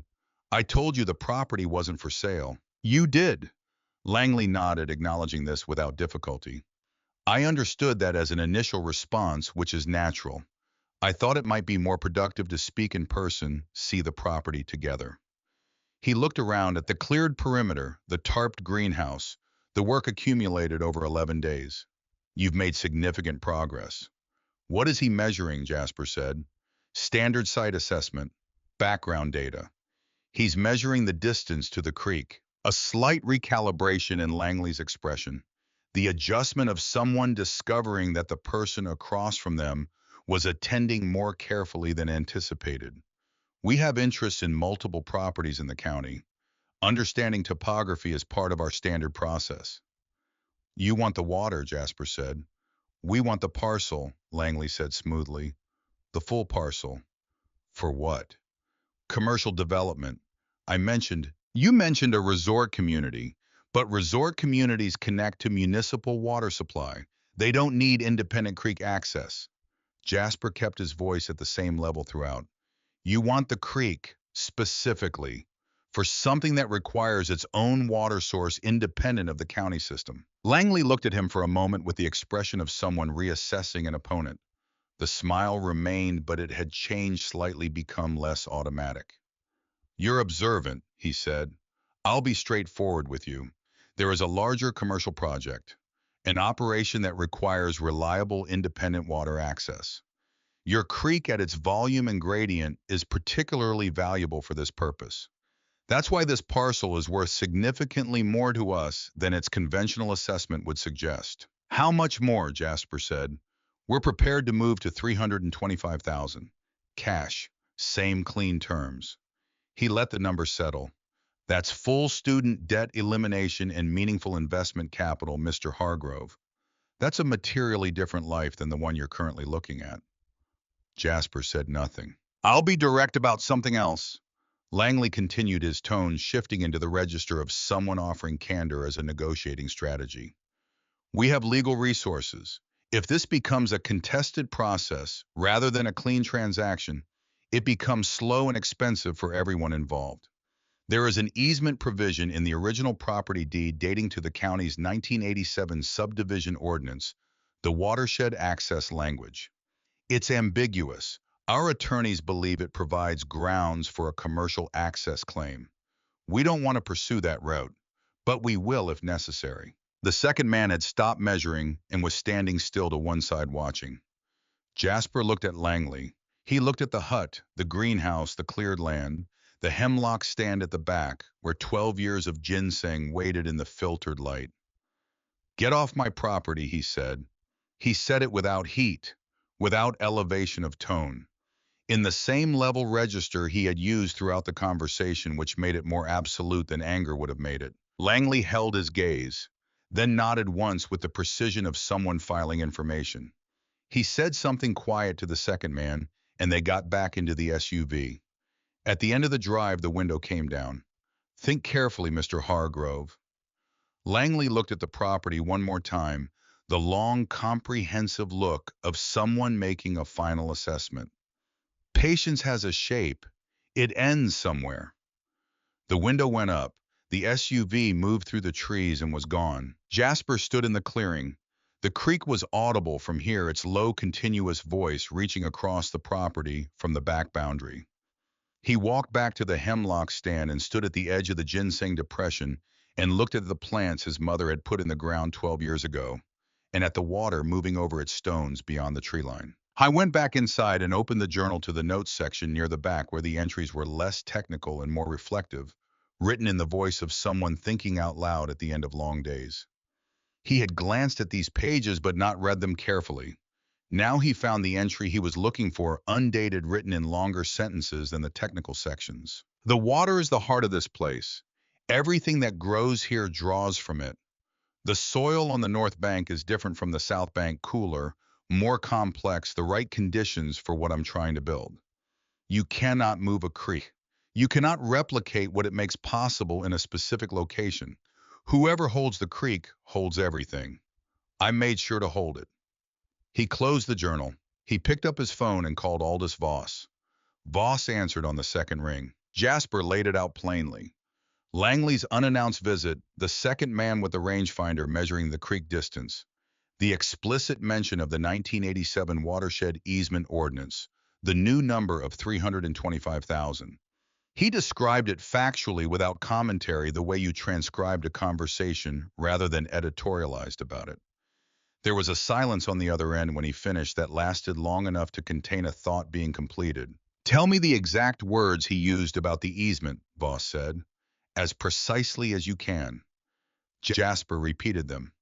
Another silence, shorter this time. "He's bluffing." "You're certain?" "Not yet, but I will be by morning.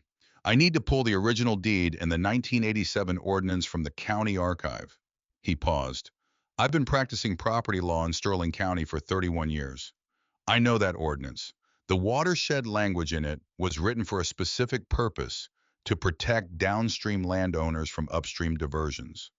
It was not written to grant commercial access rights. If Langley is attempting to use it inversely, he is either working from insufficient research or he is betting that you don't know enough to call it. Either way, it's not a viable legal threat. But I'll confirm the specifics in the morning." Another pause. "I'll call you at 8. "There's something else," Jasper said. He told Voss about the cellar. When he finished, Voss was quiet for a moment, with a different quality to the silence. Something that was not legal analysis, but something more personal. "She told me there was an additional element," Voss said finally. "When we were structuring the trust, she said she was handling it independently outside the documented records for security reasons. She said it would explain itself when you found it." He stopped. "She was a very thorough woman." "Yes," Jasper said. "She was." Haimad Supi on the propane stove and ate it outside, sitting on the front step of the hut in the late evening air. The sky had cleared and the stars were as dense as they had been on the first night, the Milky Way visible as a structural element of the sky, rather than just a smear of light, the way it only appeared when there was no ambient light to compete with it. I thought about the third key, the one he had noticed and noted, and then set aside in his mind as something to understand later. He thought about the cellar door in the second footlocker and the money counted on the concrete floor, and he thought about a woman who had worked Friday and Saturday nights so that her son could find it when he needed it. He thought about what it meant to prepare that carefully for someone who didn't know you were preparing for them. The love in that, the loneliness in it, the discipline required to hold both things together for years. He slept that night with more solidity than he had slept since arriving. Not comfort, The concrete floor remained the concrete floor and would remain so until he built something to put over it. But certainty had entered the picture, or the beginning of certainty, and the difference between that and its absence was not small. Voss called it 7:58. He had been in the county archive since 5:30. His voice had in it the particular controlled satisfaction of a man who had gone looking for something and found exactly what he expected to find. The 1987 ordinance is precisely what I thought it was, he said. The watershed language refers specifically to riparian buffer zones and the protection of downstream flow rights. It has no application to commercial access or water extraction easements. None. Langley's attorneys either know this and are gambling on your ignorance of it, or they haven't reviewed the document with sufficient care. Either way, it does not constitute a viable legal threat against this property. Okay, Jasper said. But that is not the most important thing I found. The tone shifted slightly. I pulled the full original deed, not the summary I had on file, the complete document. Your mother was remarkably precise in her conveyancing language. She had the riparian rights written into the deed explicitly. Full ownership of the water column and the creek bed along the property boundary, including extraction rights in perpetuity, non-severable from the surface title.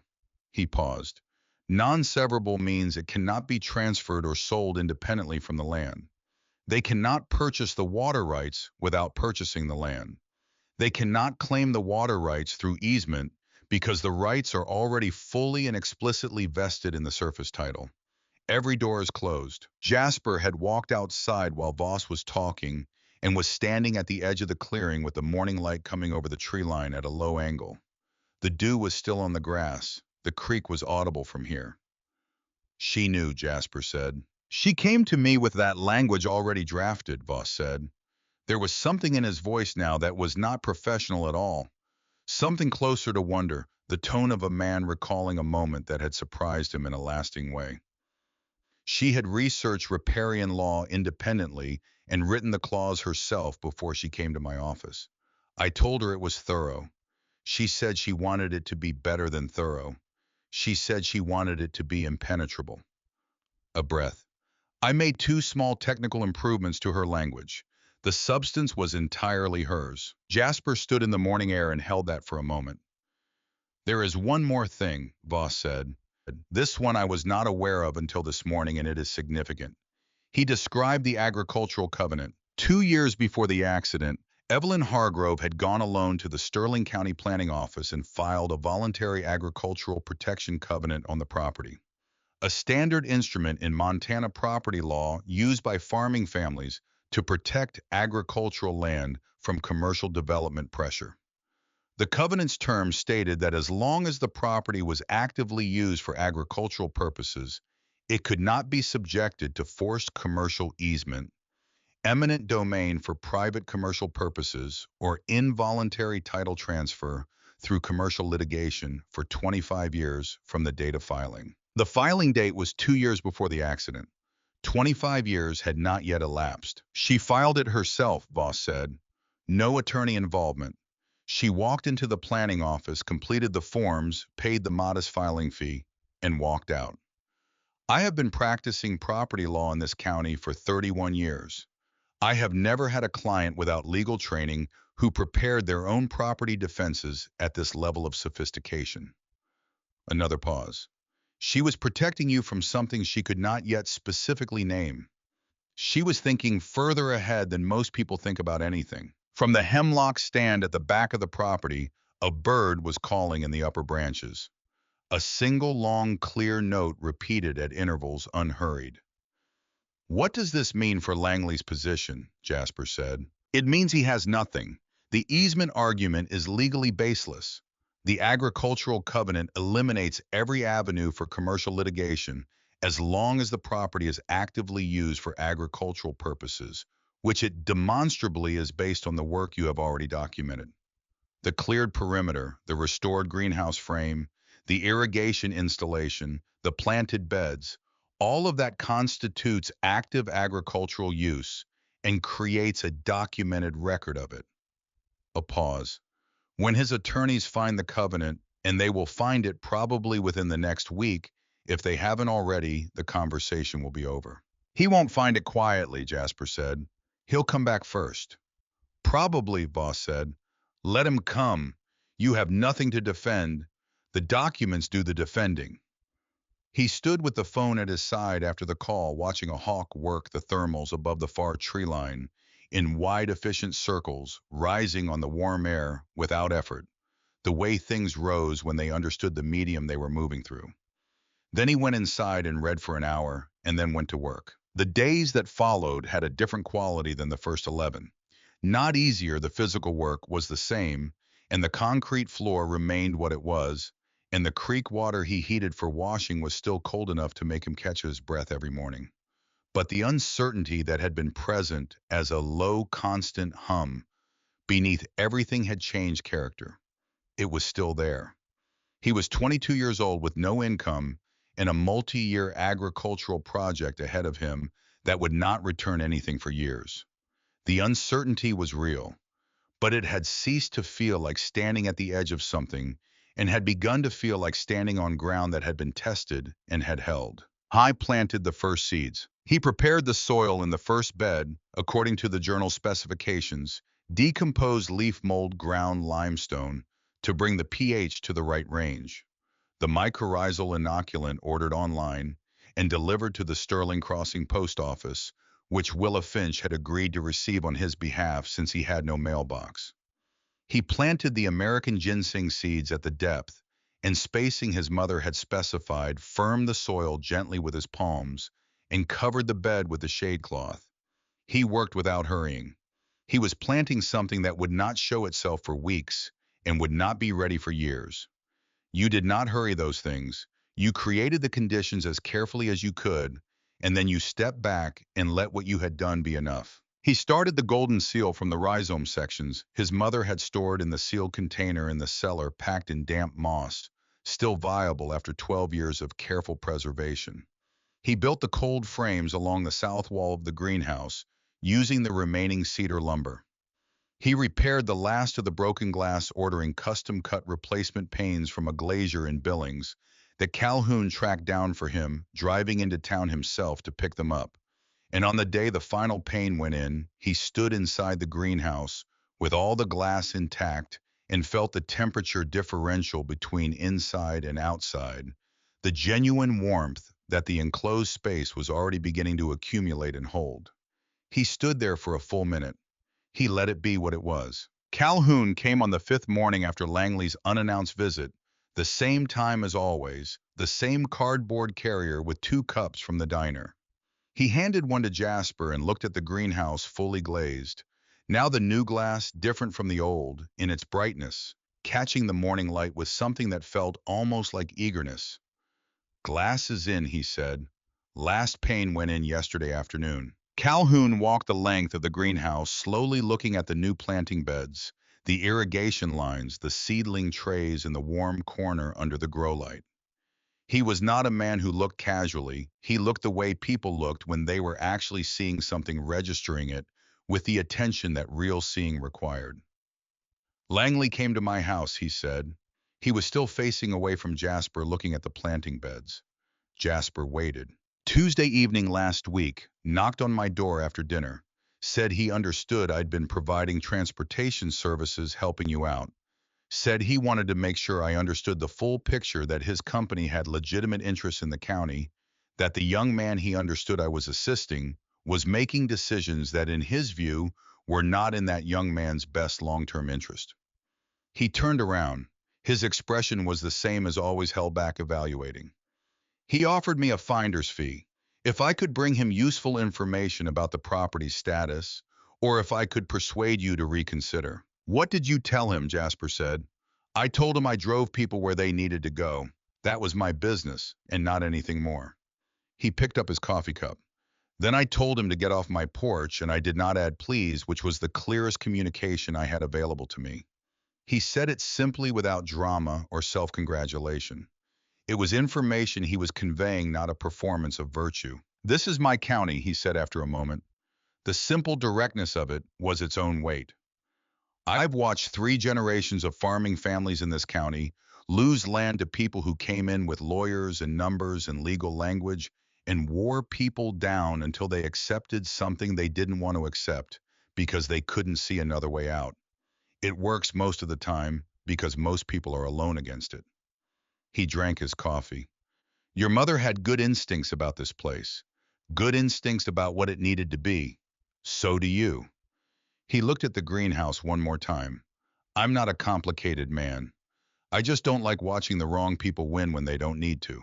He finished his coffee and left without further elaboration, which was exactly right. 2 days later, on a Thursday morning, Prescott Langley called. His voice had the same smooth surface quality as before, but underneath it, there was a new compression, a density, the voice of someone managing something that had become more complicated than initially anticipated. I'd like to meet, Langley said. In person, neutral ground. I have a revised proposal I'd like to present directly. You can present it by phone, Jasper said. This proposal has more components than a straight purchase offer. A face-to-face conversation would be more productive. Jasper thought about what Voss had told him.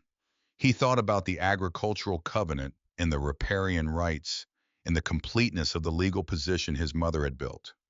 He thought about the compression in Langley's voice and what it told him that Langley's attorneys had found the covenant, that the conversation he was asking for was not a negotiation from strength, but a search for a path through a wall that had just revealed itself. One meeting, Jasper said, in town, Mabel's Diner. That works. Friday afternoon, 2 o'clock. He drove himself to Sterling Crossing on Friday in the used truck he had bought from a retired farmer outside town, a 15-year-old Ford F-150 that ran clean and straight and had cost $4,000 from the seller money. The first significant purchase he had made justified by the practical reality that operating in rural Montana without a truck was not operating effectively.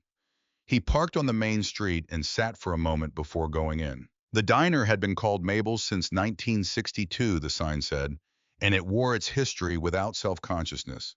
Counter stools with red vinyl seats worn smooth by decades of use, booths with laminate tables, a specials board written in marker, the smell of coffee that had been made in large quantities for a long time, and bacon grease and pie cooling on a rack behind the counter.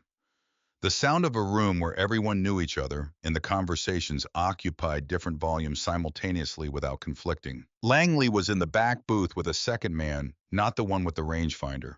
This one had the bearing of a lawyer, a document folder open on the table between them, a briefcase on the seat beside him. Langley himself looked the same as before, the expensive field jacket again, the practiced ease. But the ease was working harder today. You could see it working. Jasper sat down across from them. No opening pleasantries. Langley had made a decision about the register of this conversation. Thank you for coming, he said. Jasper said nothing. He looked at the document folder. I'll be direct, Langley said. Our legal team has completed their review of the full property documentation. The riparian rights are fully and explicitly vested in the surface title. The 1987 ordinance does not support a commercial easement claim. He said it evenly, the way you stated facts that had cost you something to arrive at. And we are aware of the agricultural covenant. So there's no meeting to have, Jasper said. There is a different kind of meeting to have. Langley opened the folder and slid a single document across the table. We're not proposing a purchase, we're proposing a voluntary water access agreement. You retain full title to the land and to all water rights. You continue farming without interruption. In exchange for granting Stone Ridge Holdings licensed access to extract a specified volume of water from the creek on a defined schedule, you receive a one-time payment of $1.8 million and an annual fee of $40,000 for the life of the agreement. He tapped the document on the table. 15 years. At expiration, the agreement terminates and you retain everything, the land, the water rights, the farm, all of it. The agricultural covenant would not be implicated because this is a voluntary commercial arrangement, not a forced easement. Your attorney can review the language. It's clean. He met Jasper's eyes with the directness of someone playing their best card. $1.8 million, Mr. Hargrove. I want you to hear that clearly. Jasper looked at the document. He did not pick it up. He sat with the number, not dismissing it, not running from it, but actually sitting with it the way Voss had sat with things he was assessing, taking its full measure without being moved by it. $1.8 million. I thought it through what it represented in specific and concrete terms. The complete elimination of his student debt, which was real and would follow him for years otherwise. Sufficient capital to develop the farm at a scale and pace that the seller money alone could not support. The elimination of the financial precariousness that was the constant backdrop of everything he was doing here. He looked at the document and thought about it seriously. Then he thought about what Langley had not said.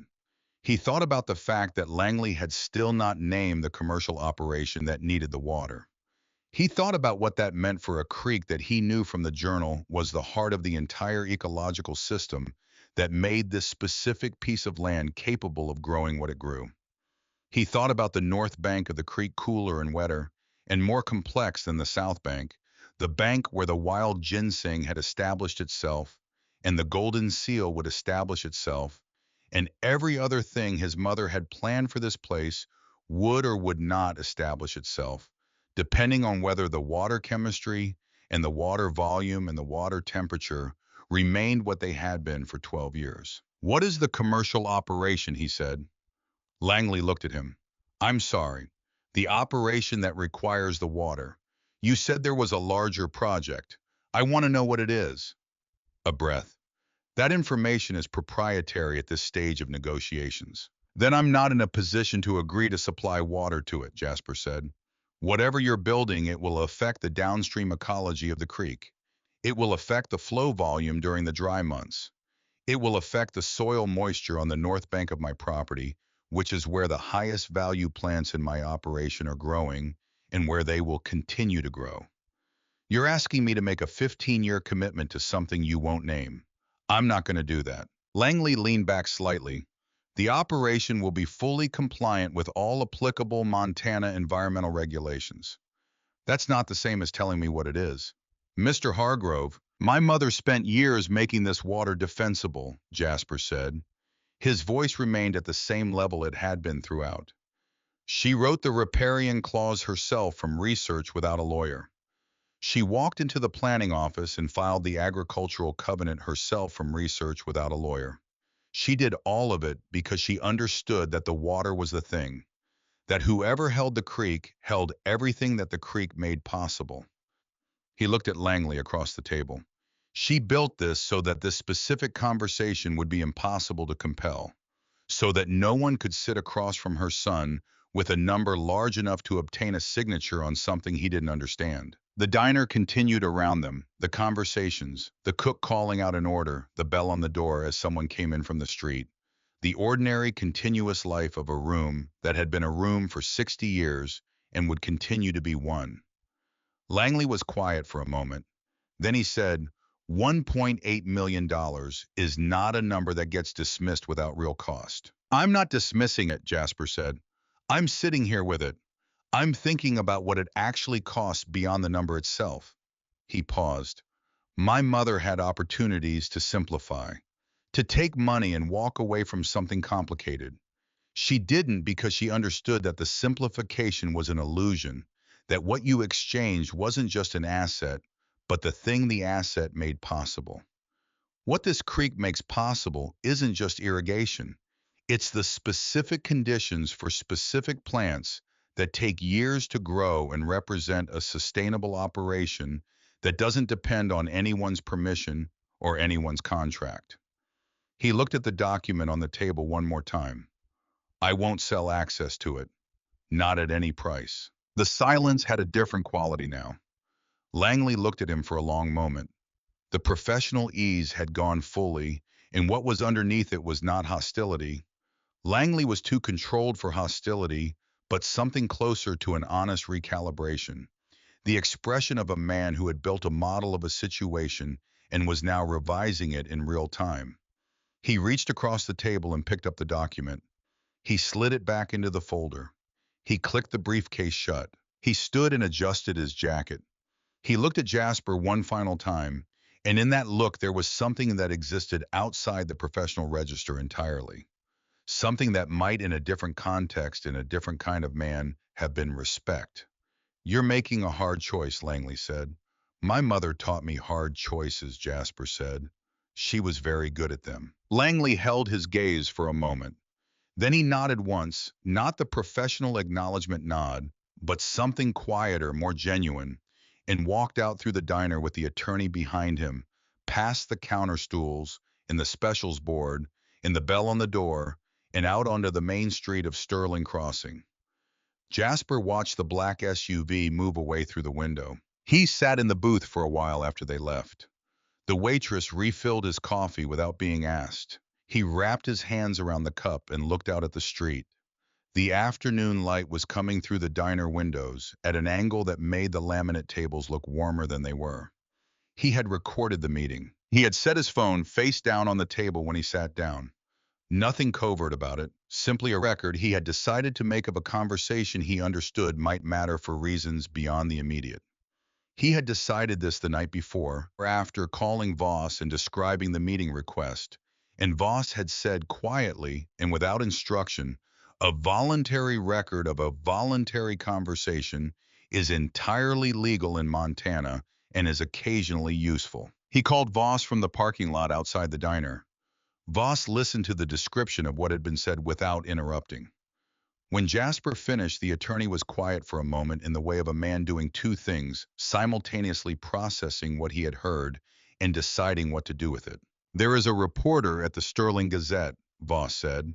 Her name is Patricia Holm. She has been investigating Stone Ridge Holdings for approximately 2 months.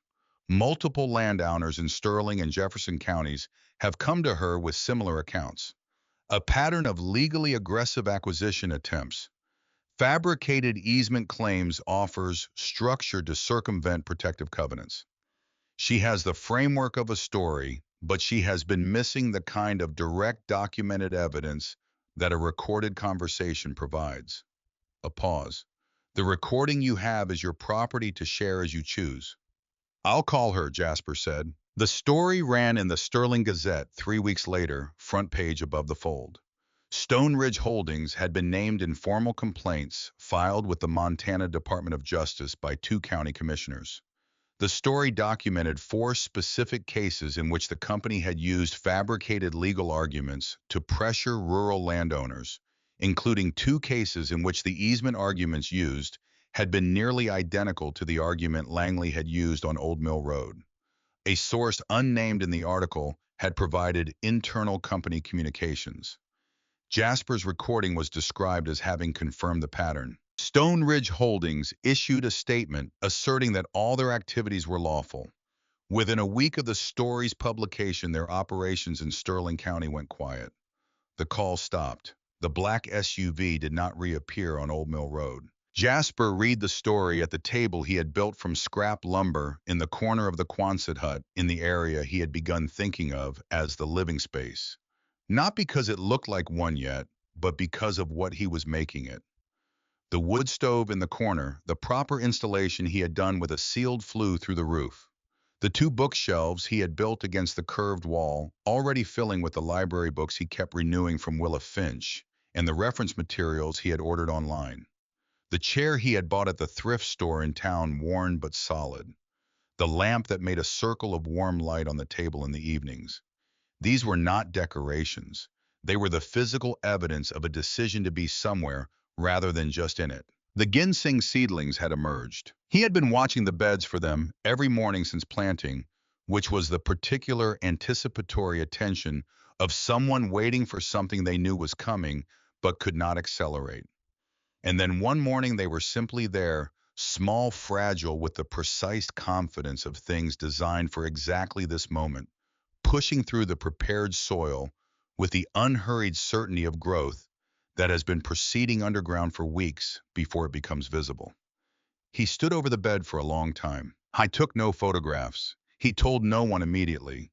He stood there in the morning light with the greenhouse warm around him and looked at the small green things and understood that this was the beginning of something that would take years to complete, which was the only kind of beginning worth having. The Montana autumn arrived, the way it always arrived, not gradually, not with a transition season's warning, but decisively a morning when the temperature had simply become something different, and the light had changed its angle, and the aspens along the creek had turned overnight from green to a yellow, so saturated it seemed to produce its own light in the early hours. I had the greenhouse properly insulated, now rigid foam panels carefully fitted between the frame members, the glazing, sealed the wood stove extension, providing supplemental heat for the nights that dropped below freezing with increasing frequency. The seedlings were growing on the timeline his mother had projected, some beds running slightly ahead due to the favorable summer. He kept records in a new notebook, logging the same data points she had logged in her journal: soil moisture, temperature range, growth measurements, observations about color and vigor, adding his own records behind hers, extending the document of this place. I had electricity now. The grid connection had taken several weeks of paperwork and 2 visits from a county utility crew, and when the power came on for the first time, and he turned on the lamp at the table, he had built the quality of the light it produced was different from the propane lantern, in a way he hadn't anticipated, steadier, cleaner, more like the light of a real room in a real place.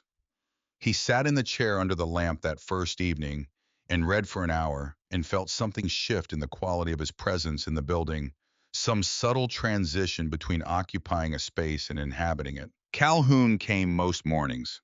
The rhythm had established itself organically without discussion. He appeared around 7:30 with the cardboard carrier of 2 cups, walked through the greenhouse, made observations that were brief and usually precise, left when he had said what he came to say.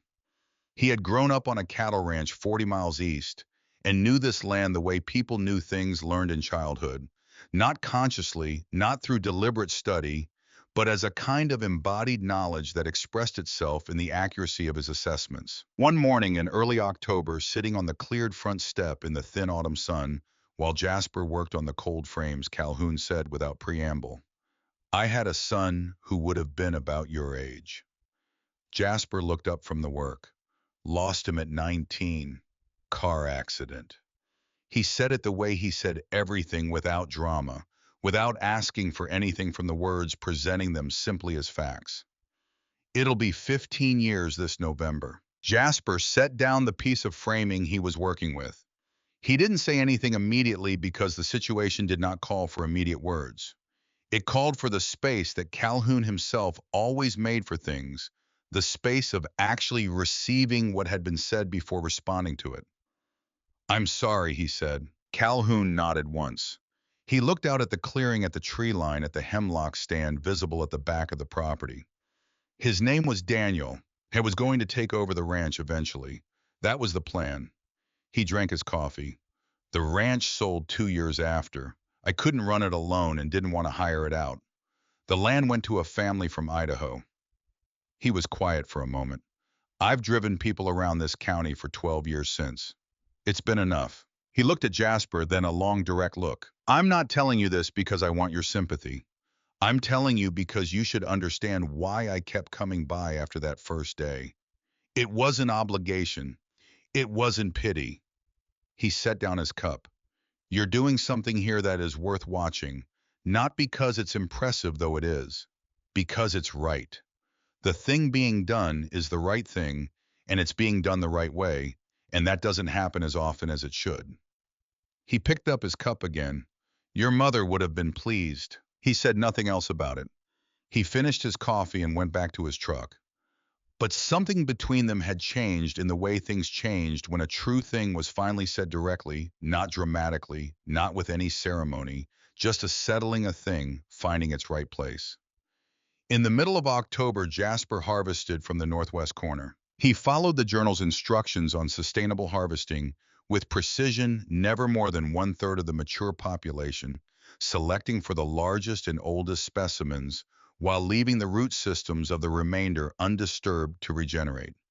He moved through the ginseng stand with the hand trowel, working carefully the way you worked when the thing you were working with had taken 12 years to become what it was. The roots came out clean and dense, the characteristic fork shape of mature American ginseng, the color a deep sandy yellow.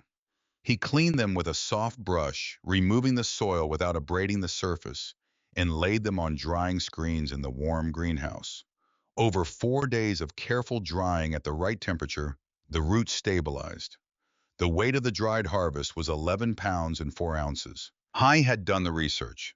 The market for organically grown, wild-crafted equivalent American ginseng ran between $500 and $800 per dry pound, depending on quality, root age, and the buyer's relationship to the supplier.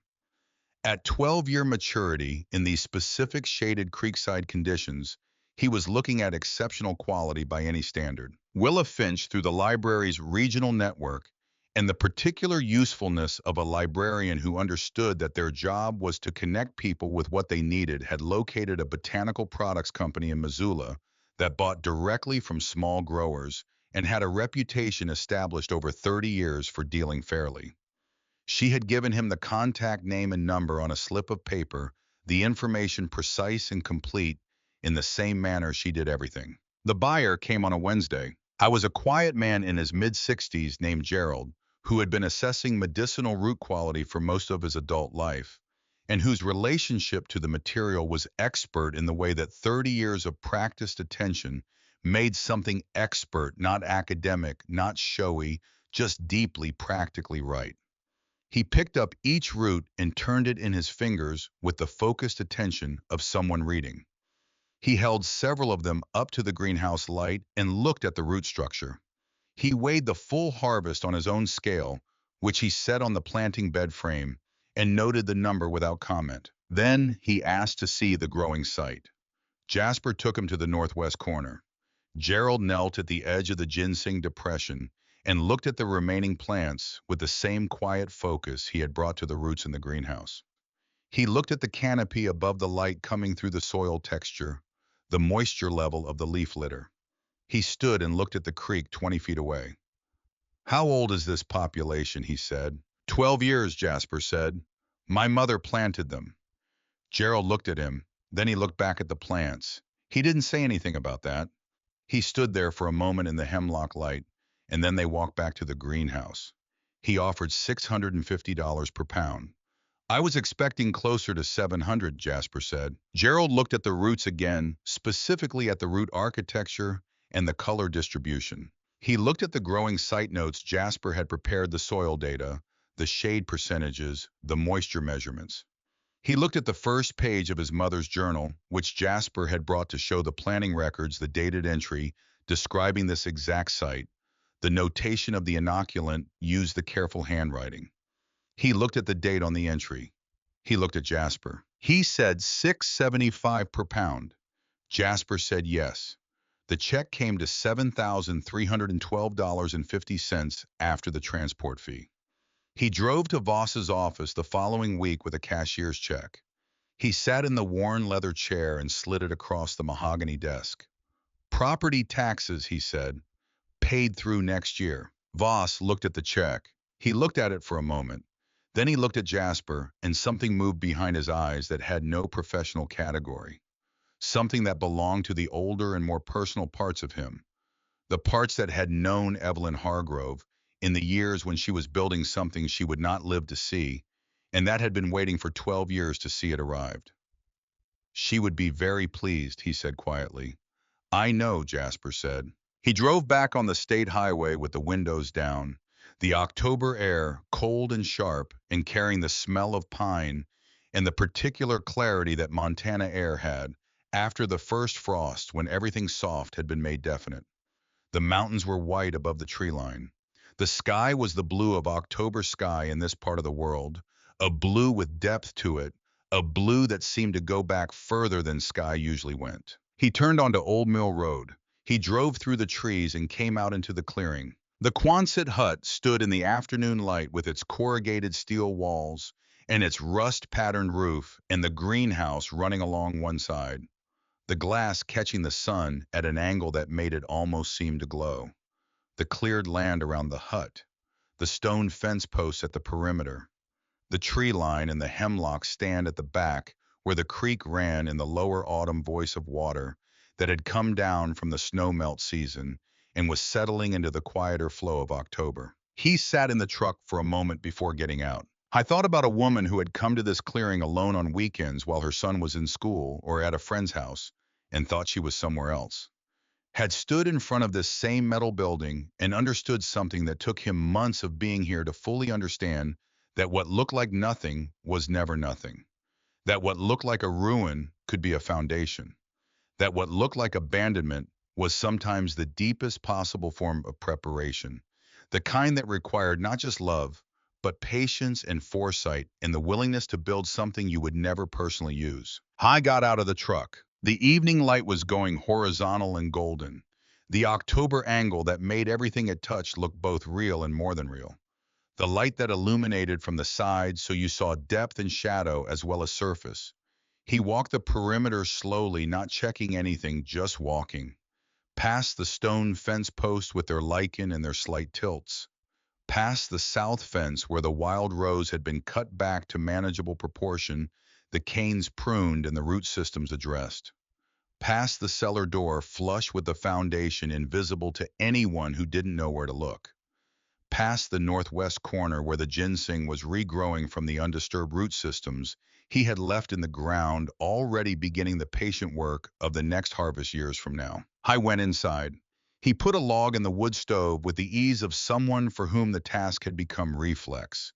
The sequence of actions so repeated that it no longer required thought, just the hands knowing what to do. The fire caught. The stove ticked as it warmed. He put the kettle on. The following morning, Calhoun arrived at his usual time. He set the coffee carrier on the bench outside the greenhouse door and looked at the cleared front step where Jasper was sitting with the journal open on his knee. He looked at the greenhouse, at the hut, at the property in its October state, the cleared land, the stack of cedar lumber by the south wall for the cold frame extensions. The tools hung in their places in the hut beside the door. He sat down on the other end of the bench and picked up one of the cups. He looked out at the clearing for a moment. "Morning, neighbor," he said. He said it simply, without emphasis, without ceremony, as if it were simply the accurate word and had been for some time, and he was merely choosing this morning to use it. Jasper looked at him. Calhoun was looking at the tree line with the same expression he brought to everything, unhurried, assessing, open. "Morning," Jasper said. They drank their coffee. The morning light moved across the clearing as the sun came over the tree line. The creek talked quietly from the back of the property. A hawk came over from the south and crossed the clearing at altitude, riding something invisible, its wings held in the precise angle of a bird that knew exactly what it was doing. That evening, Jasper sat at the table he had built with the lamp, making its circle of warm light and the wood stove ticking in the corner, and opened the journal to the blank pages at the back, where he had been adding his own entries, his handwriting alongside his mother's, his observations, extending hers into a future she had not reached. He wrote the date. He wrote first harvest complete, 11 pounds 4 ounces dried weight. Great exceptional 12-year roots, creekside conditions. Sold to Gerald at Clearwater Botanicals, Missoula, at $6.75 wob. Net $7,312.50. Property taxes paid through end of next year. Greenhouse fully operational, all glass and insulation. Complete wood stove extension, functioning well. Ginseng seedlings from spring planting at 18 weeks, strong color, growing ahead of projected timeline. Golden seal rhizomes established in beds 3 and 4. Cold frames operational, first frost protection test successful last week. Northwest population recovering from selective harvest. 31 mature plants remain regenerating from root systems. Creek running well for October, good volume. Soil moisture on the North Bank stable. He paused. He looked at the photograph on the shelf above the table in the cedar frame he had made from the leftover lumber leaning against the curved wall of the hut. His mother in the photograph, squinting into the sun with paint on her cheek and her hand slightly raised as if she had just finished saying something and was waiting to hear what would be said in response. He had looked at this photograph his whole life and seen the woman he remembered, the warmth, the humming, the hand holding his in winter. He still saw that, but now he saw more. He saw the 31-year-old woman who drove 4 hours each way to clear brush and weld steel, and take soil samples and file property documents, and write a journal that was really a letter to someone who would not find it for years.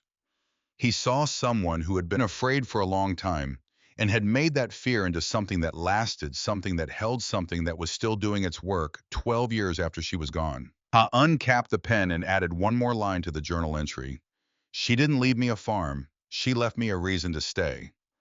He capped the pen and closed the notebook and set it beside hers on the shelf. The two of them side by side, her dark green leather cover in his plain black one. The handwriting inside different, but continuing the same record, the same document of this place and what it was capable of becoming. The fire settled in the wood stove. The wind moved across the curved metal roof in the low wave sound that he no longer noticed, except when he chose to notice it, which he did, now listening to it. The resonant breath of the building in the night wind, the particular voice of this particular structure in this particular place. The creek ran beyond the hemlocks in the dark, steady, and certain, carrying the water it had always carried, doing the work it had always done, holding the heart of the place the way his mother had made sure it would always be held.